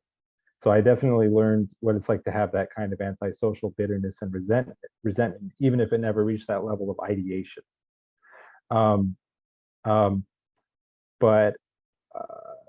Yeah, I think that so it's like understanding evil, and it's like, surely if someone understands these people, Christ does. But then again, I've been reading stuff, like I was learning about like rings of like child traffickers, and like people say they're kind of right-wing conspiracy theories, and the idea of like Satanist child traffickers is like, it's like a right-wing conspiracy theory. But I was listening on this guy's podcast. It's called Martyr Made, and this guy is not a BSer. He always brings his sources and his facts to bear, and it was pretty scary, because I was realizing like this stuff really does exist, but it's a level of evil that I cannot fathom. I just can't understand it. I can almost begin to maybe understand human evil, even the worst kind. But then there's another kind of evil that it's like, where it's just trying. I don't even, it doesn't even seem to be a protest against the brute tyranny of existence that it wishes God would undo. It's not trying to escape from suffering. It's just actively thriving on and feeding on the suffering of other people as an end in itself. And it's like, that's a different kind of, like, it's an eldritch horror almost, like in the sense that it breaks your categories. You have nothing in terms of which to understand that. And it makes me wonder whether, your universalism is all well and good, but you should stay out of stuff that you don't understand, because there may be a kind of evil for which there is no possibility of redemption and deserves only annihilation. It's like, you should stick to what you know, which is nothing. So shut up. That's the kind of thought that I had when I listened to that podcast. And I realized, like, damn, this is a whole different level of evil.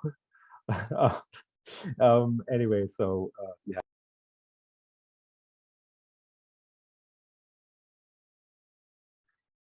Yeah, I don't know. Oh god. But No, maybe go- there's some way that it makes sense. Maybe it's still like a rational nature that's oriented towards some kind of good, even in the like darkest expressions. Maybe everything that exists is in some sense in the image of God, and pursues God as the good through sort of like infinite dialectical transformations. Maybe there's something that can always be redeemed. Lucifer can be redeemed even if the form of evil, Satan, has to be continually eradicated. I don't know, but I'm just saying there's levels of evil, and then there's just like, then the bottom drops out, and there's like different levels you didn't even realize existed, kind of thing. Well, this is, like McDonald talks about hell, and he talks about not getting out until you've paid every last farthing. But you're paying it to your brother or your sister. It's not a payment due God, which really stood out to me when I read in the Justice Sermon, right? Like,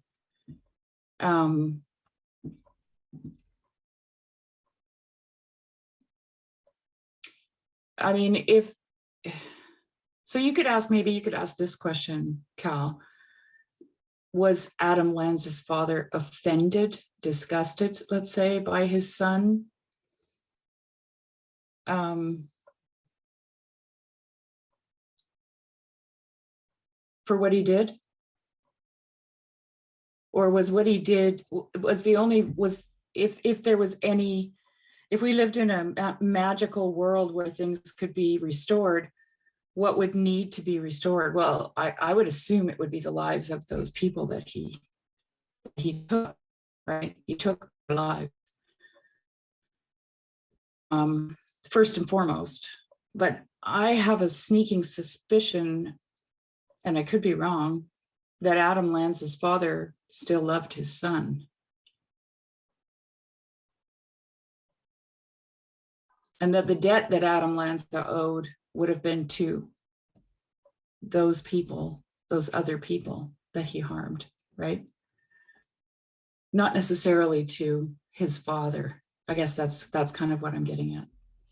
You know, if you look at it the way George MacDonald talks about it, right? That you get out of hell once every last farthing has been paid to your, it's a horizontal. It does sound correct to me. And you know, with man, it is impossible. With God, all things are possible.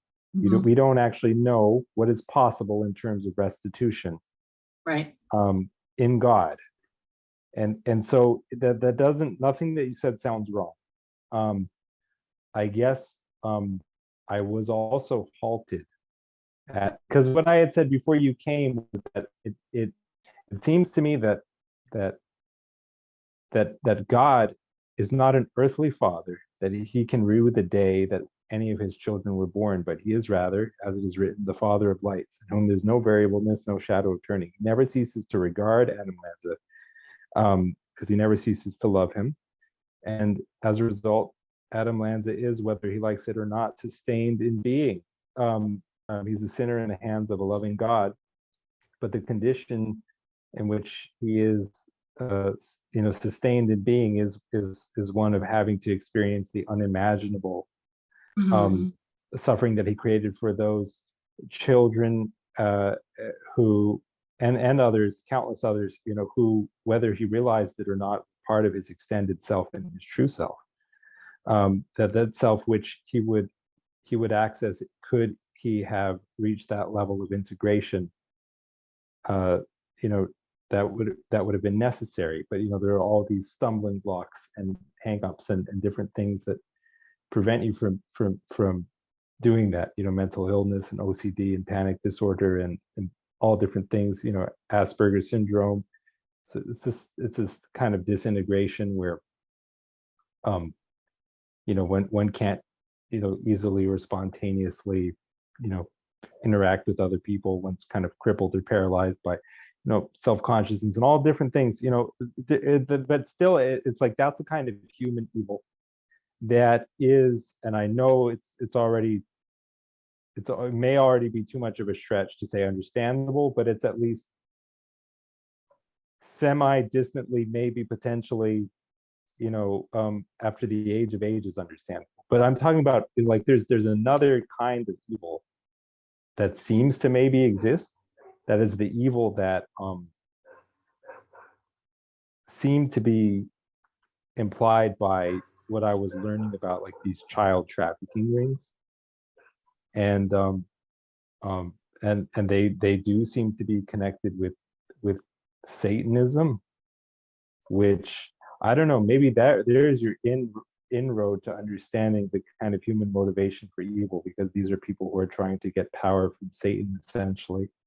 And Satan is basically protesting against existence by trying to unmake it. And Satan is a form that it has no being. It literally has, it's just a shadow. And it's always being, you might say Lucifer is redeemed, but Satan as the pattern of evil is continually purged from and cycled out of reality. It would be the complement of God. It would be that which God is not. Unless we say like the Kabbalists do, that God is the Ein Sof, like, and he is that absolutely absolute and infinitely infinite, that evil is just another emanation of God, as it seems to be in the Old Testament. I am the Lord, I do good, I do evil. It seems to me there's something about the New Testament which is distancing itself from that. My way of understanding it is to say that one member of the Trinity, one hypostasis of the Usia, is the unlimited and the absolute, and that's like the Father. But then the Son is like the Logos. It's like the finite manifestation of God in its totality, and that is like an intentional mind of pure love. The highest will of this of the universe is something that bends toward pure light and admits no darkness. So I have ways of trying to, and then there's a spirit, a relationship between, because with the infinite, what God really is an interplay between the finite and the infinite. So there's a spirit that joins those two things, and it's that relationship in virtue of which like change is possible, and like the dynamic transformations that we associate with like life and existence. But anyway, I'm sorry, talking a lot. Can I hop in here? There's like I think a few things that I wanted to that I thought of while you were talking. So the one was the level of evil of Adam Lanza. It's like you could say there's I don't know, you named off a couple of things that are even, I guess you could say, even mental disorders or whatever, or different personality disorders that we would associate them with, whatever. Then my thought was immediately, then we're just coming up with scapegoats.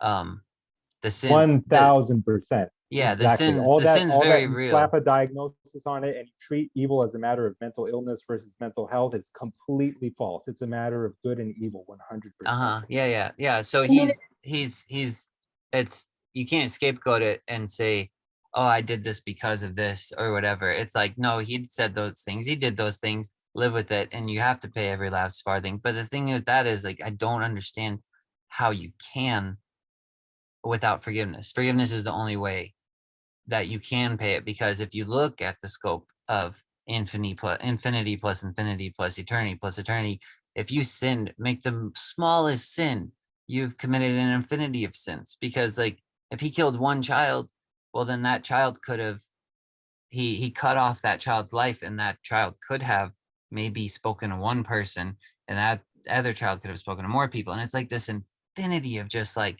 this endless fruitless garden that he just extinguished in one tiny sin. And so it's like, there's nothing that you can't pay, that you can't pay all the farthings without something like forgiveness. Like, it's the only way you could But actually. on another level, you cannot thwart the purposes of God, right? You meant it for evil, but he meant it for good. He will have always already found a way from before the foundation of the world to subvert that. Yeah. Or but I wanted to say, I have often thought about whether, because David Bentley Hart said, if he were to say go to heaven, but none of his brothers were to be there, he wouldn't be in heaven as himself at all. It would just be some kind of anonymized essence. That was the word he used. So in a kind of twist on that, I imagine if you were to go in hell and go through the purgatorial process, which involved like experiencing the unimaginable suffering that you inflicted on other people, it seems to me that there's a level of suffering that a finite human ego or psyche can inflict, where if it were to experience it all itself, it would completely collapse into nothingness. If it had to proportionally experience all the suffering that it did, it wouldn't survive as itself. It would become an anonymized essence. It would be completely annihilated by the retribution that it brought up, this, if you will, the kind of empathic retribution that it brought upon itself, if that's what you have to experience in hell, if you don't repent of your sin and let the judge commute the sentence, say. But it seems to me that the only way that an ego could survive it is if it were continually revived and resurrected by the forgiveness of its victims. And in that way, it's kind of reintegrated into the extended self that it always was. And so I did write about that one time. Maybe I can find the quote to quote myself if anyone is. Yeah, I want to hear it. I'm just trying to say that as a way of like making it transparently obvious, like what a ridiculous suggestion that is. It's always good to quote yourself every now and then. Yeah. Well, actually, I have the Winstitutes on my computer. I told Jason about them, and that means I can do the thing where I just kind of try to imagine how would I put it, and then put that into the Control F and then find it. So.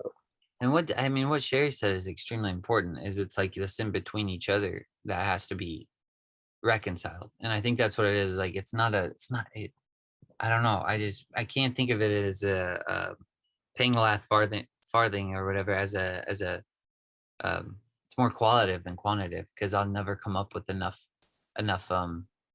apologies, you know. It's like there has to be reconciliation between the two, or there is no life there. That's why in that quote from Lilith, Mara says she can't be with anyone, right? Like she actually doesn't have the capability to be in relationship, right? Yeah. That's the point of what she's talking about there. And what's interesting about Lilith is that in order for Lilith to sleep, which is maybe maybe an idea of the toll house or whatever, she has to let go of the thing that she has in her hand, right? But she's had it so long that her fingers have almost grown into her skin, right? And she's so weak from the her rebellion against what was happening with her and Mara, right, in the house. She's so weak from that interaction that she can't even lift her head, right? And so she asks Adam to cut her hand off. I love that, because that's a throwback to when Jesus said it's better that you lose your hand, right? So then I asked myself, well, what is George talking about? What is he talking about there? Because you're talking about forgiveness, but there doesn't seem to be any forgiveness happening in that scene, right? It's what's happening is a letting go. That's what's happening, right? Of thinking that you possess, that you have even the ability to possess something, that anything could actually be your own, right? Just yours. Because if you are connected to everyone, right? If you are with everyone, then everything that you have is everyone else's. Everything that you've been through, everyone else has been through, right? Everything that you've done to the one, like Jesus said, if you've done it to one, you've done it to me, right? That's what he's talking about. So to think that you have something, that seems to me that that's what George is talking about. And that's what Lilith has to lose, right? She has to lose that hand. They try to get her to open it, and she tries, but then she begs them to cut it off because she can't anymore, right? And I find that beautiful, like absolutely beautiful. Yeah, it's fascinating too that after that, I think he goes and buries the hand, and then the water and life comes back to the surface. Yeah. Mm-hmm. Because all the waters ran underneath. Remember? Yeah. We had access to the waters, but you could hear them in the ground. That's right. Yeah. Which is, go ahead. Well, that's a description of the whore of Babylon, actually, in Revelation. Yeah. That she, I don't remember the exact words, but that she possesses the waters or something like that, or she sits. Yeah. Right. Something. Yeah. That's right. Mm-hmm. I forgot about that. Man. What were you gonna say, Abigail? Oh, to go back for a moment to the whole like, oh, Kyle is gone now, like scales of evil, and also the line between like mental illness and then like quote unquote demonic possession or demonic influence or spiritual influence. I personally see as, I just see angels and demons and such as like patterns. That could be a habit, it could be anything. I think it's like all around. I try not to like be all like ooh about it. I think it's like whatever that's describing, something that's just so normal, and that's how our reality is actually constructed. But anyway, so to kind of understand, there is this horror fantasy podcast called the Silt Verses, which I just, if you have a strong mind and like, or you're in like an emotionally stable place, I so highly recommend, just for because it's like, I guess for understanding kind of what he's saying about levels of evil that just seem inhuman, but also it's almost, if you consider this world, it almost, it's a good framing of this world as like a place under the influence of the lowercase g gods and the archons and all of that. So if you kind of believe in like the fall, it because it's what it is it's a set in a modern world where you have corporations and you have you know, technology, etc. Then you also have gods and sacrifices and horrible like violence that's just become very normal and very much accepted. It's just sort of part of the cogs and the wheels and everything. And the gods, and basically everybody serves one of these gods and is like enslaved to it. And a god must feed, but at least you get to choose the thing that eats you. That's sort of the, there's so many quotable lines, beautifully written, but it's just, it makes you think both about, I guess, about the kind of evil, of like spiritual evil that maybe isn't so physically so obvious in our world, but that does sort of go unnoticed, and it's just like part of things. And it's like, ooh, it's good. It's really good just on all of that. Yeah, I'm glad you went back to that. I think it's too bad he's gone now. I wanted to hear his quote too, but yeah, that's what I kind of meant. I think when I mentioned becoming Antichrist, is like there's, like Cal was talking about, there's this level of evil that I can't quite conceptualize getting there, with like child trafficking and things like that. And but it's like the forgiveness goes that far. It does. And I know that if somebody got there, if some human got there, that could have been me. I feel like most of the time I escape by the skin of my teeth, you know, and so I I have to almost kind of become Antichrist in a way, or be willing to see myself as worse, chief of all sinners. Like it's only that seeing myself as chief of all sinners where I'd be able to extend forgiveness to that man that child traffics. And that's just such a horrific thing. And where you're saying it seems like from Satan himself. And I think it is because what you talk about a lot, Shari, is that the ideal is like the childlike. And so we're kind of, I mean, God, what are we doing to what we all want to get back to? We have this image of a child, this innocence, and we're doing things like that to it. It's hard to even, yeah, those levels of evil feel like like Cal said, the bottom falls out or something. It's Like honestly, when you start to like analyze it, I don't know, it almost becomes like it's a gradient, and those lower levels are awful, but also it's pretty bad anyway what we do, what the like systems do to your average like bright, gifted, curious little kid who's then forced to sit still in a little box and like learn everything and then be teased and all of it. Just like that's really what breaks my heart. Mostly is just what goes, this subtle little like evils that go unnoticed and that sort of slowly corrupt and like slowly poison a person. And you know, it's not obvious. You don't go out and shoot 20 people, but you're just like you just kind of settle into life and you're just sitting there depressed, like binge eating and like watching TV all day, and you have nothing in life, or you're one of those like old people in a nursing home who just has no life, and it's like that is the saddest thing. But Father, no, I got off on that.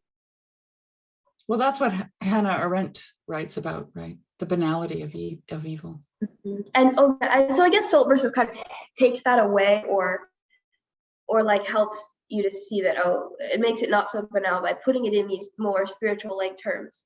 And maybe also helps with the empathy, because to these people what they're doing is this ritual for their god, and like it has beauty and they're into it like it's a religion, and they're just people, and like they live their lives, and it's like they're doing these awful, like just killing people and just having sacrifices, but it's like to them it's part of life, and the apparitions of their god are like beautiful and good, and like this is what they want.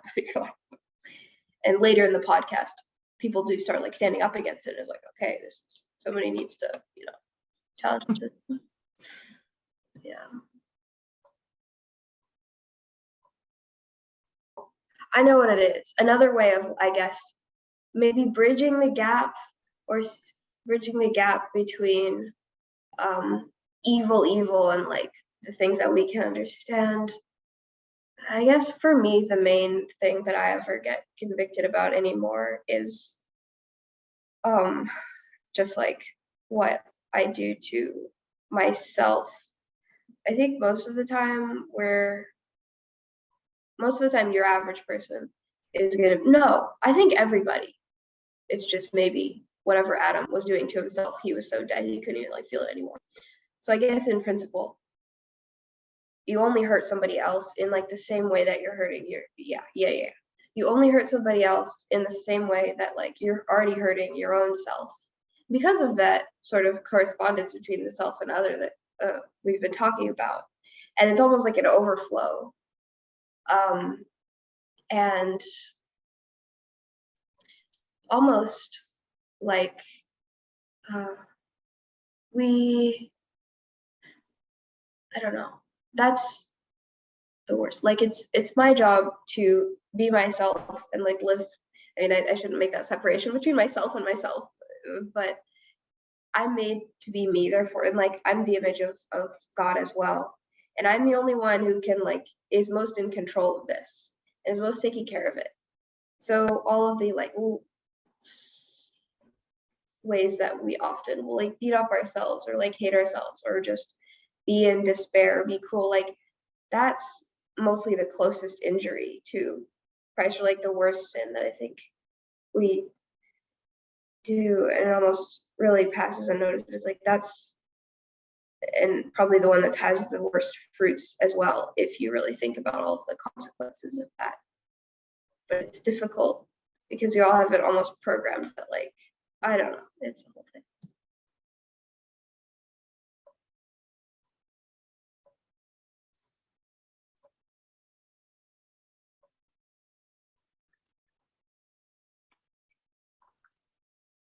What came to mind too when both of you were talking, but and Shari, you said something as well about just being connected with everybody, and Abigail, you said the correspondence of the self and the other as well, and it made me think of, I was thinking of sorry, and this with relation to what Cal was saying about how I can't necessarily I can conceptualize myself doing this evil, but I can't see myself doing this evil. And it made me think of in Daniel chapter 9 when he prays when they're in captivity, and when Daniel says that prayer to God, he associates himself with like all the sins of his fathers, in a way where he's not. If you look at Adam as like the collective body of humanity, it's like we're still all connected to that. So the sins of these people in the child trafficking, it's like I'm still a part of it because I'm still a part of the body of humanity. Like I'm not. And so Daniel sort of prays in this weird way where he's like, we have sinned, we have done wrong. So he didn't personally commit all those sins, but he's like, I'm still a part of this story and we've done this. So in that way, I think I can I could say something along those lines to even people that are doing what we think are the most horrific sins. It's like, well, we've look where we are now, and I'm not faultless in my little additions to the downfall of humanity, or the corruption of society, or whatever you want to call it, or I can't disassociate myself from the humanity in general and say this. Yeah, I don't know what I'm getting at. I'm rambling now. Sorry.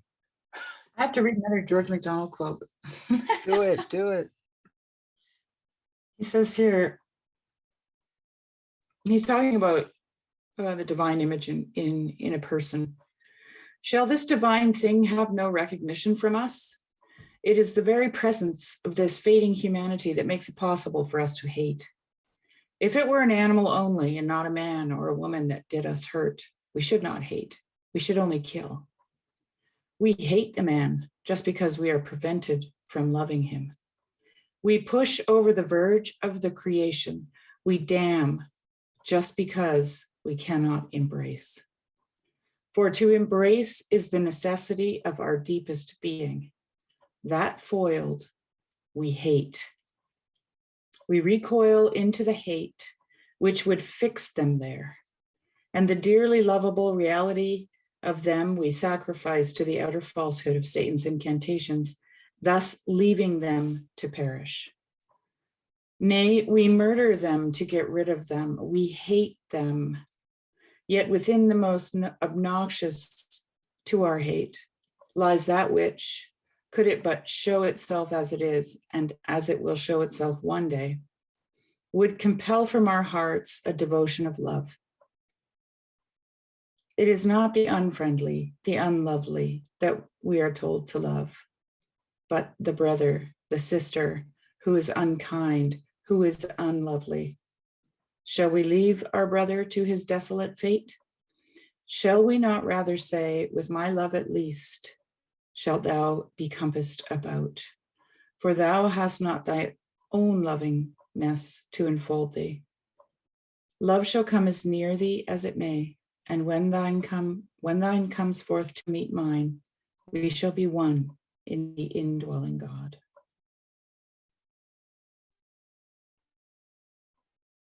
I love that because George is just so good at nailing a thing. And he nails it when he says that we hate the man because we are prevented from loving him. We push over the verge of the creation. We damn because we cannot embrace. For to embrace is the necessity of our deepest being. I just had to share that with you guys.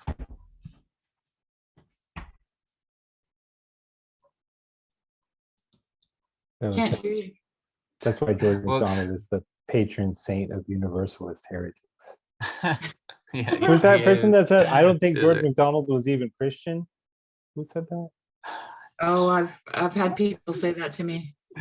Really? Wow. Yeah. Because this level of forgiveness and love is not, it cannot be associated with Christianity. It's too radical. You were going to Yeah. read something, Cal, that Yeah. we were all. Oh, Yeah, where's your quote? it's not, it's nowhere, no. I mean, it's nowhere near on a par with George MacDonald. And I'll just read one sentence of it, which is just to convey the idea. I said, imagine an ego that is destroyed, is continually and repeatedly destroyed by the knowledge of what it did. Like it begins in hell and finds itself in a state of incomprehension, like not recognizing, not believing that it is who it is and that it did what it did, that it continues to exist even after it died. Doesn't find oblivion, but only this experience of pain. Excuse me? Well, I'm just wondering, like, wouldn't the disconnect happen when it realizes, or the person actually realizes who they are and what they did, right? Yeah. Like when they encounter their real self, Yeah, And yeah. then they look back and see the thing that they did. And especially when they recognize their identity with the victims. Right. And like it was interesting when you were talking about Adam Lanza, because you mentioned just in passing that he was an antinatalist, right? Yeah. And so right away, my logic jumped to the fact that what he thought he was doing was a good thing. Some people say that, and I shared with, because he was more than an antinatalist. He was what he called an ephilist, which is life backward, EFIL, and not too far from Okay. another word. So he wanted undoing.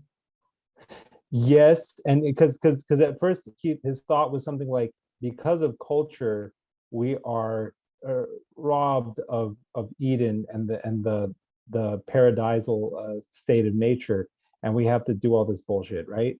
Because of cultural indoctrination. But then he realized that existence itself is what forces us to have these values which are thwarted and denied and which cause suffering.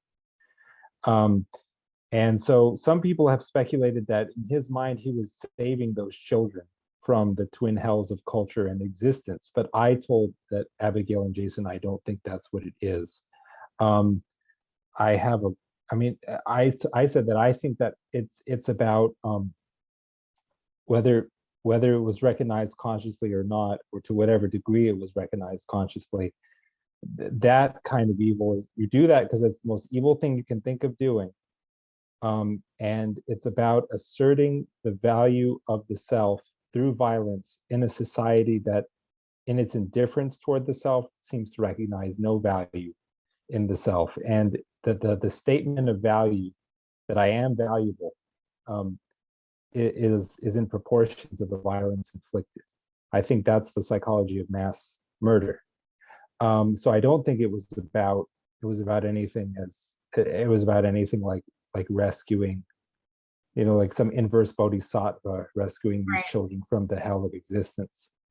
Well, what you're talking about reminds me of the long tirade from Ivan in Brothers Karamazov, when he talks to Alyosha about the utter needless cruelty of, that part that I'm talking about.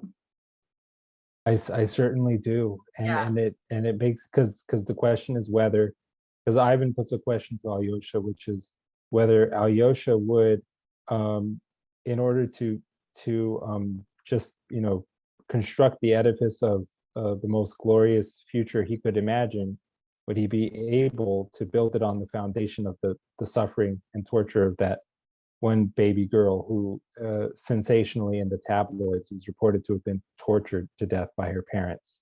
Mm-hmm. And that's such a perfect question for the atheist or anti-theist Ivan to put to Alyosha, because Alyosha understands immediately that this is what God has chosen to do. But in the Doors of the Sea, or could be seen as choosing to do. In the Doors of the Sea, David Bentley Hart is quite insistent that God does not either purpose or allow evil as a kind of means to an end. No. So it's not as if he sacrifices suffering humanity in order to construct some kind of artistic, amoral edifice. But David Bentley Hart does ask the question of whether it would have been more merciful to have saved the girl her suffering by never allowing her to exist. And that seems, at least to me, that seems wrong, because you say that non-existence is better or worse than some condition. It can only, unless there's a person who exists for it to be better or worse for. Well, it's like dividing by zero. Right. It's the only logical conclusion, right? Is that, if this was her destiny, right? Let's put it in these simple terms, then it would have been better that she was never born. This is kind of the Judas situation that you're talking about, Jason. And I also have thoughts on that. But Yeah.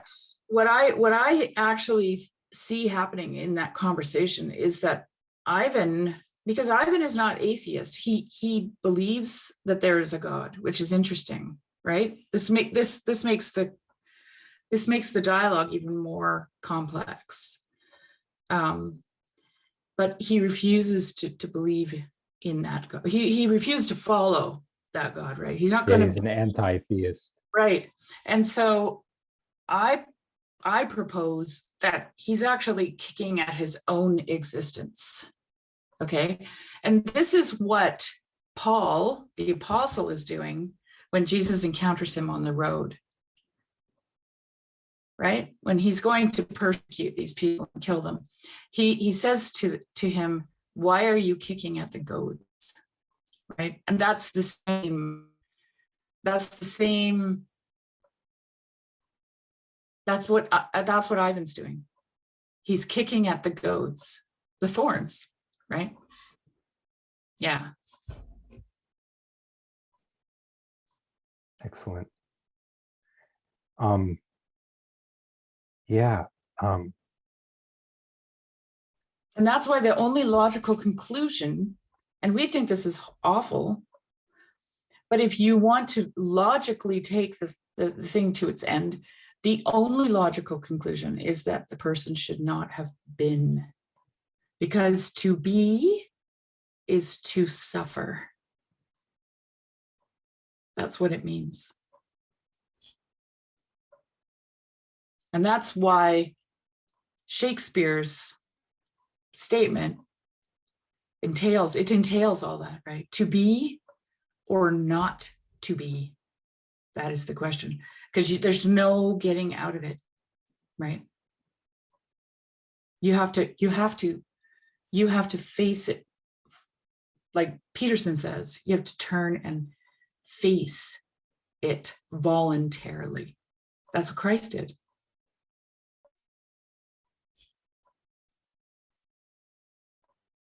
That is what it means to be. And like there, there's a beautiful quote from I always forget his name. He was a saint in the early church and he was going to be martyred. You know what? I'm just going to look it up because I hate not saying things properly. It wasn't Justin Martyr, was it? No, I have it right. Okay. Saint Ignatius of Antioch. It is better for me to die in Christ Jesus than to be, and he's on his way to Rome to be martyred. And he's writing to the Christians there, and this is what he's asking them for. It is better for me to die in Christ Jesus than to be king over the ends of the earth. I seek him who died for our sake. I desire him who rose for us. Birth pangs are upon me. And he's going to his death, okay? Suffer me, my brethren, hinder me not from living. Do not wish me to die. So to him, to die is to live, and to live is to die. Suffer me to receive the pure light. When I shall have arrived there, I shall become anthropos, is the word he uses, a human being, right? Like that. That's voluntarily moving towards suffering, because he was going to be martyred in Rome in a Colosseum. Like, I can't imagine it was pleasant, It was designed to entertain people, so it had to be, like, you want to talk about evil. So yeah. To be or not to be? That is the question.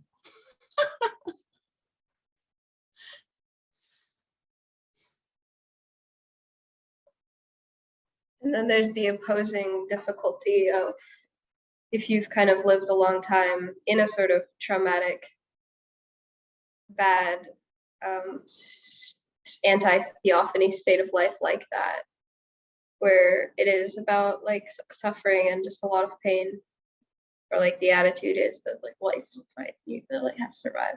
Then being able to like relax and sort of uncurl out of that and just be like, oh, things are okay without,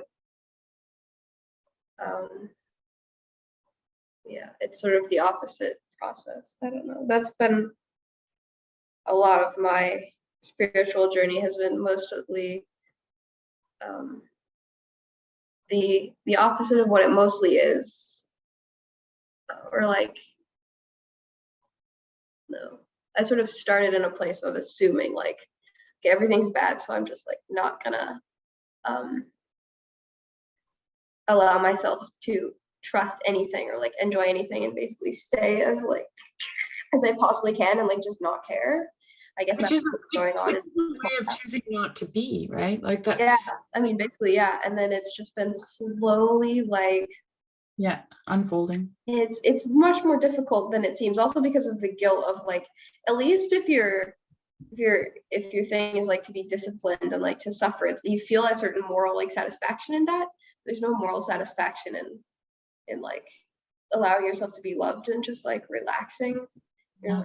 That's why Christianity is not morality. Morality has nothing to do with it. Yeah, beauty ethics is beauty first ethics. I think a lot of the morality that's based around this idea of like original sin and then of hell is just so troublesome, and especially the original sin part. I don't know, I don't like it.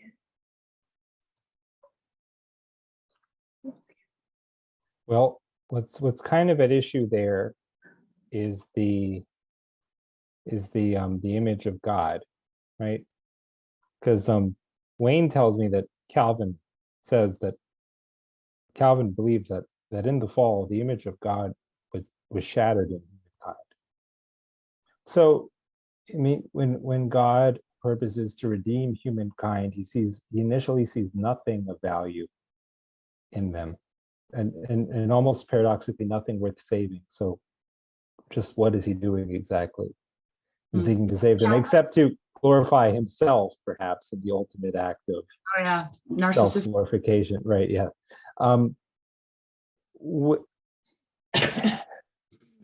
mean, he is God after all, but there's something about it which doesn't you know, in other words, if anyone has the right to be a narcissist, it's him. However, it doesn't seem to, like in Genesis, it said God created in his image, and what he created was good.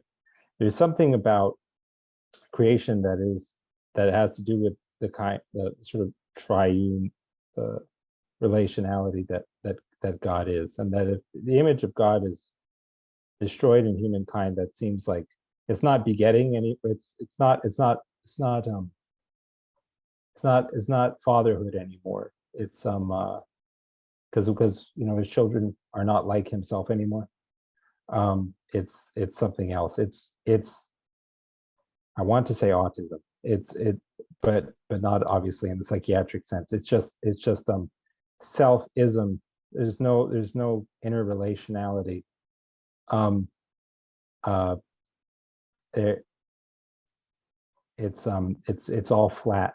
I don't really know. You know, there's an interesting thing about narcissism. Narcissism is actually a deep insecurity about who you are. That's why the narcissist stares at themselves, right? That's it, because they're trying to identify who they are and they can't. And so this is why I have such a problem with this idea. I'm not sure if this is what Calvin meant. This is how this thing emerged, right? This narcissistic God, where he just glories in himself, so that when he sees you, he sees himself, right? And the problem I have with that is that would indicate that he's very, very insecure about who he is. And I'm just like, I don't think so. Right? I think it's the opposite, that he like George says, that which is not lovely, he desires to make more lovely, right? And he cannot fulfill his his fill of loving, right? And his desiring is for the object, in the object, fulfilled, right? In its perfection. Not in himself, George says, but in the object. Yeah.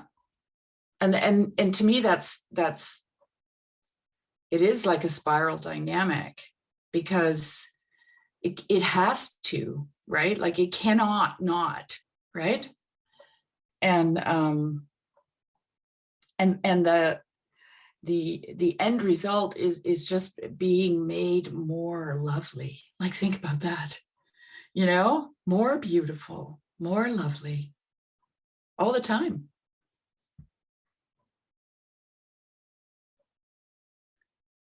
Yeah, it makes me think of, just the dynamic between like a loving parent and their child. It's just love is the same way. You'd want to pour. What did Paul say in one of the epistles? Like, I would very gladly spend and be spent for you. Mhm. It's like God would just spend and be spent and pour, not to make the creature like himself, other than the fact that it's loving like him. Like, because you with your child, you'd want Yeah. your child to be. I mean, it would have a resemblance of you, but you'd want it to be. It's just what you would want it to be. And you'd spend and be spent, that it would be and be better than you, not necessarily like you, like you're talking about, like in a narcissistic fashion. I went on a walk before this, and when I was walking down one of the paths, there was a grouse. I came upon a grouse, and she had chicks. I couldn't see them, but they suddenly all flew up, and they were quite small, but they could fly, and they all went up into the trees. And she just stood in the middle of the path, and I got 3 giant dogs, right? Me and 3 giant dogs. She was willing to spend and be spent, right? For her chicks. And I was like, go, go. And she just walked quietly and clucked. She was trying to lead me away, right? Because she knew they were right above her in the trees. And then my one dog went forward, and I said, no, leave her alone. And then he went back again. And finally I said, all right, I'll go get her. And then he went after her, and she flew up into a tree immediately, which I knew she would do, because she was just trying to lead us off, right? But that's what love does, right? That's love. It's willing to spend and be spent, right? Yeah. I actually must go to bed. I've been keeping a very early schedule these days, and I'm like fading. I'm like, ugh. It's nice to see you again, Abigail. Yes. Thank you. Yeah, this was really fun, and thank you. It definitely helped me. I've been like in whole deconstruction and just like doubting everything, and it's necessary, but like it's nice to operate within the Christian frame for a little bit. I'm like, okay, I know how things work in this little box. Good time. Thanks for doing this. It was really good. It was fun. Yeah, thank you. Thanks. Bye, Abigail. Bye. We can end it here or keep going if you guys want to. I was kind of curious to hear your thoughts on Judas sometime, but we could always do that another time if you want, or if you got. Well, no, I have a little gas in the tank left. Yeah. Okay. The probably the most insightful, or at least to me, arresting, I'll say, the most striking thing I ever heard in connection with Jesus saying that it would be better for that man if he had not been born, was a YouTube video that I saw in which an apologist was on stage, and it was question and answer time at the end of his presentation, and somebody asked the apologist about the meaning of Jesus' words, and he was doing something which I love to do, which is to seek truth through a very linear and head-on approach, taking things at face value it's sort of in the way that a child does, but developmentally, one level above that, at the level that Luke calls being a smart sixth grader or a smart dumb person. But I love that approach, because I feel like if the truth lies on the opposite side of that, then that's you will know that truth under its contrary. That's the fastest way to it. Yeah. So the person in the audience asked whether from Jesus' words we could infer that the universe which God created is good, but that doesn't involve a claim to its being good for everyone in it, and that the best, it's still good, but it's not good for everyone in it. And the best universe for Judas would have been the universe in which he had not been born. He's asking if we can basically extract these implications from what Jesus said. And the apologist said that no, clearly it has to have been hyperbole, because we can't say of God's good universe that it wasn't good for everyone in it. That would be tantamount to saying God didn't love everyone in it, when you think about it, which was, like, I'm glad. I'm impressed that he said that, because an apologist will not always say that. Apologists will say some wacky things sometimes. Yeah. Like William Lane Craig believing that God in his providence has perhaps so arranged things that everyone who lived at a time and place when the gospel was not available was just the sort of person who wouldn't have believed it anyway had they been given the opportunity to hear it, and God's good universe truly, I mean, to the extent that non-existence can be better for you than existence, which it's totally meaningless, because it's like dividing by zero, if you ask me. But one imagines that God's good universe is not one that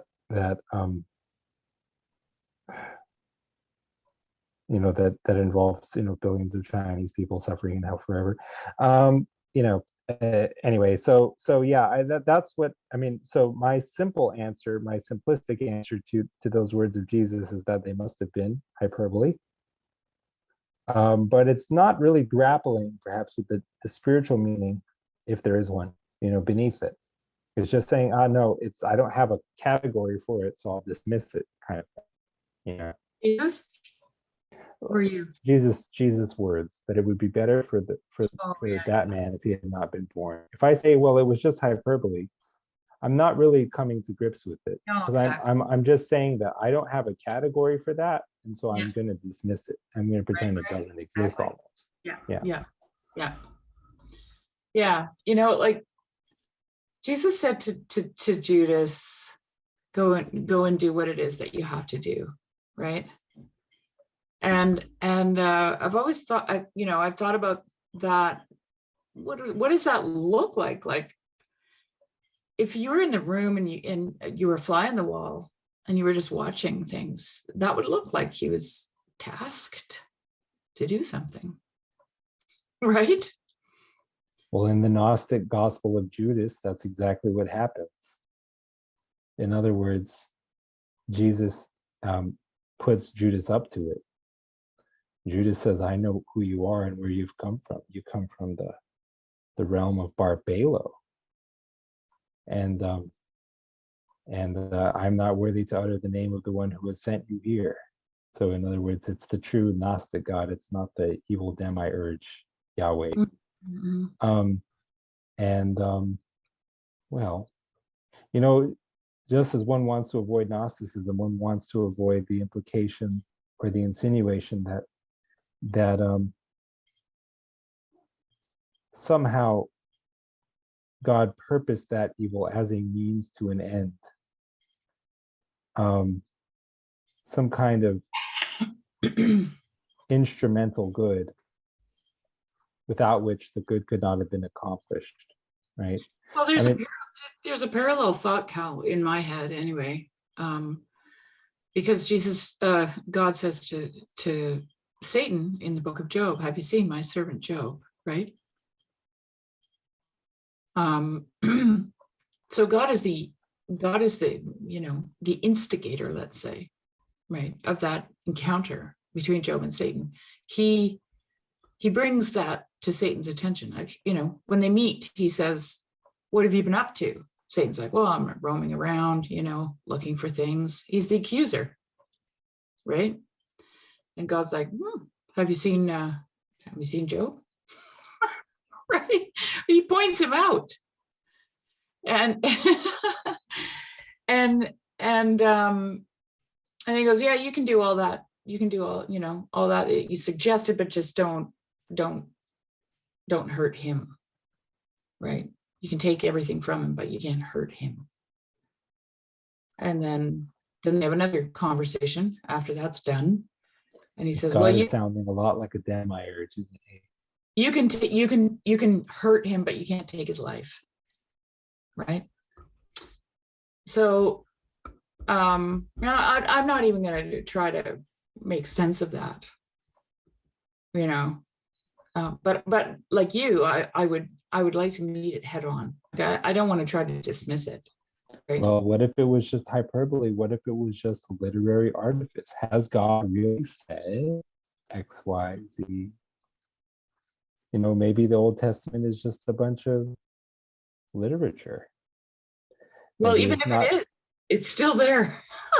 No, I know. I'm playing devil's advocate I know, myself, I know. but in the weird sort of double position where, you know, it's only because I want to try to exonerate God from like being his own devil's advocate in the religious literature, like, you know, those Well, it passages gets in even worse though, Cal, because at one point in Job's speech, Job says, you know, you've made me, right? Like you put together my flesh and my sinew and my bone, and you did all this, and you know, but you also had all this hidden in your heart, all this suffering.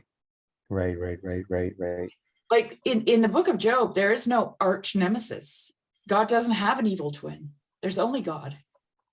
There's only God, right? And like we were talking about that, I mentioned that today on the Boxer, you know, about the lion and the lamb, right? Like I've been thinking about that, although it's not the right term. It's the wolf and the lamb, apparently, and the leopard and the goat. But what does that mean? You know, and it you know, it's predator-prey relationship is what it is, right? And I'm just thinking out loud here. I don't have any hard and fast conclusions, but I'm thinking about this. We'll edit out the heresies. Sure. Editing room. But there's God is also called the watcher, right? And Job feels like he's being hunted by God. And he's like, why are you doing this to me? You know that I'm just a man, right? I'm just a man. I'm not stone. I'm not brass. I'm not the sea. I'm not a whale, right? Just a vulnerable little man. And you made me, you know?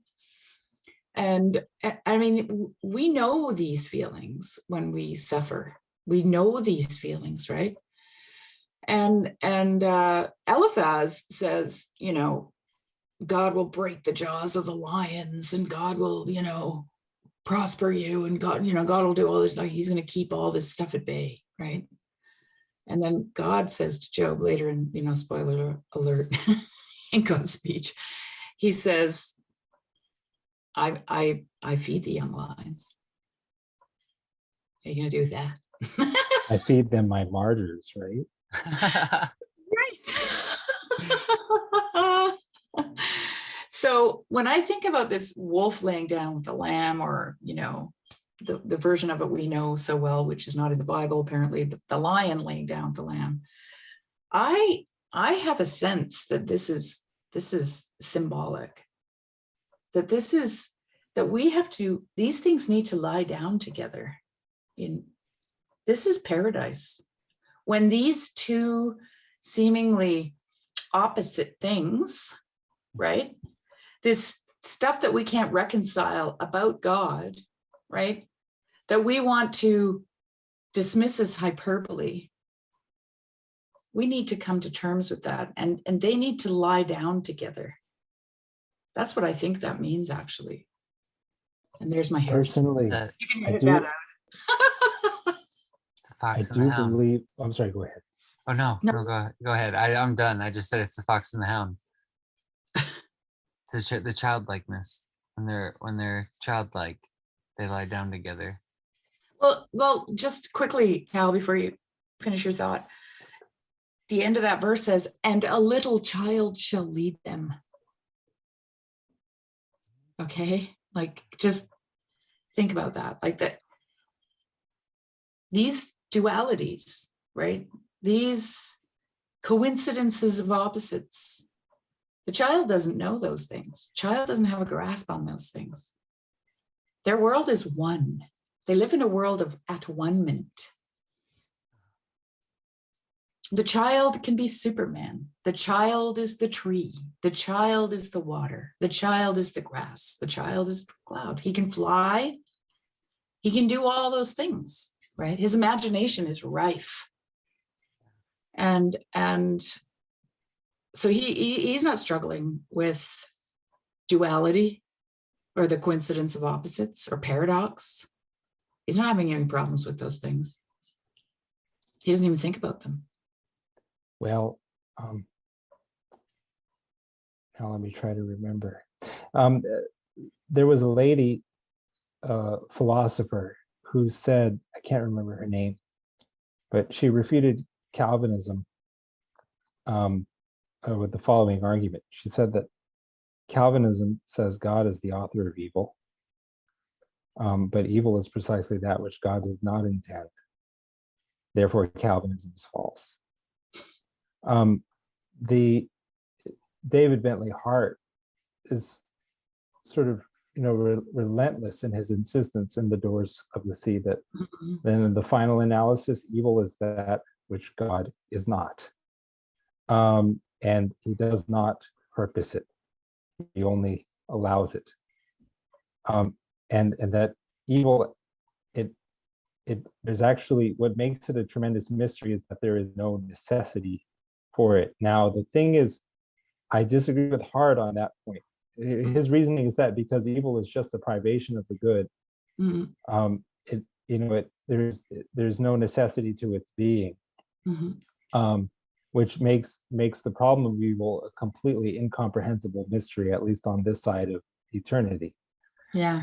But for me, precisely because I believe that evil is a privation of the good, I think that it has to exist in order for the good to be intelligible as the good. Right. It's like a However, contrast. right. However, the nature of the good is sort of dialectical, and it meaning to say that there's always sort of a good beyond the good of one's sort of initial juxtaposition, That's the thing. of Yeah. good and evil. Yeah. But I think likewise through that dynamic, in that dynamic alternation, God is always not evil. It's always the complement of But God. don't you think, Cal, here's a thought. Don't you think that God in the second person in my eccentric heretical Trinitarian theology, which I kind of shared with Jason earlier, which Shari doesn't necessarily know very much about. No, I don't know. So here we are talking about what's good and what's evil, but how do we judge that? Like, this is the tree of the knowledge of good and evil, right? And this seems to be the real problem. Like this seems to be at the heart of the problem, right? When you I have a problem with The Doors of the Sea, personally. I found it very unsatisfactory in light of the book of Job, right? Because there's a morality there that I think doesn't belong there, right? Yeah, and I'm not saying that God is immoral, but I would also say that he isn't moral. Has nothing to do with morality. I think the problem is that when we start to judge between good and evil, we don't really know what we're talking about.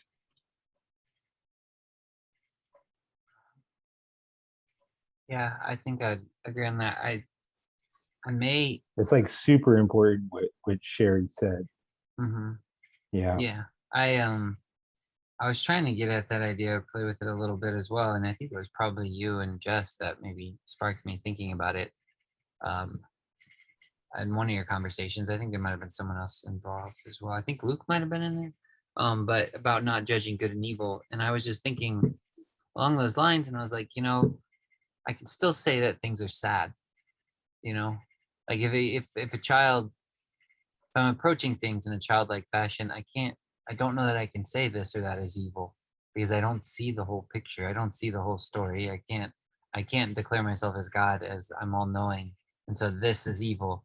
Like the Right, thing right. you brought into the video with the horse, like the horse breaks its legs or the sat, or I can't remember the whole story. Your video started off with It's it. the Chinese farmer. Oh, the Chinese farmer story. Yeah, So yeah. So, but like, Jesus wept, right? He did Mhm. acknowledge it as sad, but he did not condemn it as evil in such a Right. way as to Yeah. destroy it. Yeah, or his condemn friend it from died. being. Yeah.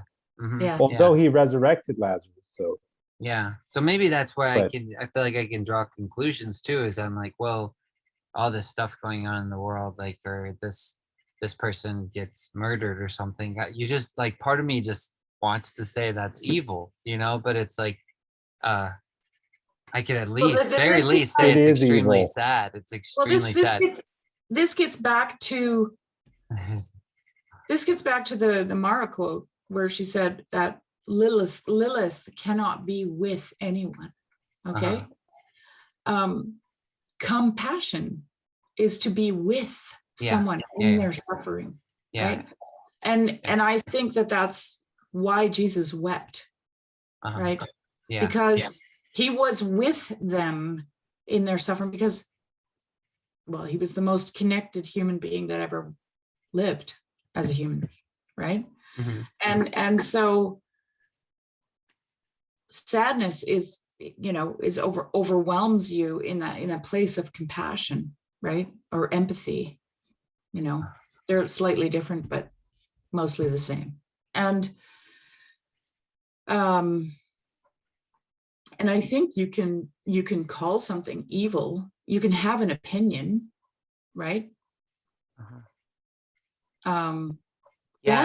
Bad is a different word. I don't know if maybe I'm being nitpicky, but bad is a different word. It has a connotation of not being, like it should have never been, right? Evil exists, and something can be evil, right? Yeah. Like, Right. but whether or not it's bad, I don't know if we actually know that. Yeah. But maybe that's just me being nitpicky, because it, like Cal said, what did is you ever evil? see the makes good. Vampire in Brooklyn with Eddie Murphy? No. Where Eddie Murphy as the titular vampire, he goes into a church and starts preaching about how evil is good. Because if there weren't any evil, then God couldn't be good. And somehow that is just like, that's the perfect encapsulation of like everything that is wrong, with at least there's a way that someone could at least distort what you're saying. Yes, of course. But I don't even, but I'm still, my jury is out. I don't know what to think of this, except to insist that evil is evil. And yes, I agree. Yeah. and God, and I want to say also that I won't say God has no use for it, but again, it's only in the sense of something which he allows for the sake of allowing the freedom of his creatures and the otherness needed for them, for his love to be what it is. Yeah. To love the other as the other, and die ultimately for his creation. I've learned a little bit from Joseph and Jacob. And I mean, I always had, for many, many years, I've always asked the question, well, or I've had the thought that when Adam and Eve were in the garden, it wasn't necessarily paradise. It wasn't utopia, because there was a snake in the garden. Okay. So there was already something broken, right? something was already broken. And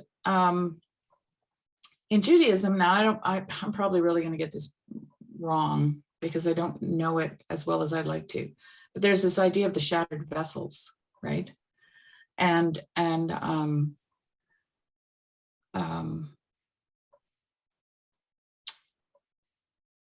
see if I can say this properly. The whole idea is that they have to be put back together again, right? And which is reconciliation, which is, in my opinion, I said to Joseph as much, this sounds like apokatastasis to me, but there is the strength of the vessel is multiplied by its being put back together again.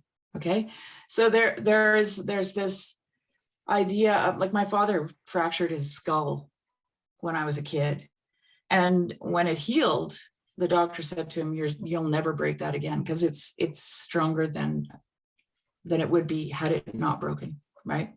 Because it's knit. And that concept is also in Judaism, right? That there's this added strength to the vessel because it's been put back together again. And without getting into all the details, that's kind of what I saw once, right? In this vision, right? When I was asking about why the tree of the knowledge of good and evil was there in the first place. And because I'm like, did you play a trick on humanity? Like, did you send us into this cascade of disaster? Like, what the heck? And view the good that comes from that kintsugi type of reparation, in Japanese, that art in Japan, Japanese art, that art form that consists in artistically repairing with golden seal these broken ceramic glasses, and it makes beautiful than they were before. Still, I view that good which comes from that process of reparation as, in a sense, only incidental, and the primary good was the freedom, which did allow for well, that's all what. of, Go ahead. Sorry. which did allow for all of them to be damaged in some way. Right. But it was necessary for creation itself to be. The primary good remains not that what kills you makes you stronger, but rather just the freedom that is an intrinsic part of existence itself. Right, but there's also this, Cal. There is, because of the angels, and that something was already broken.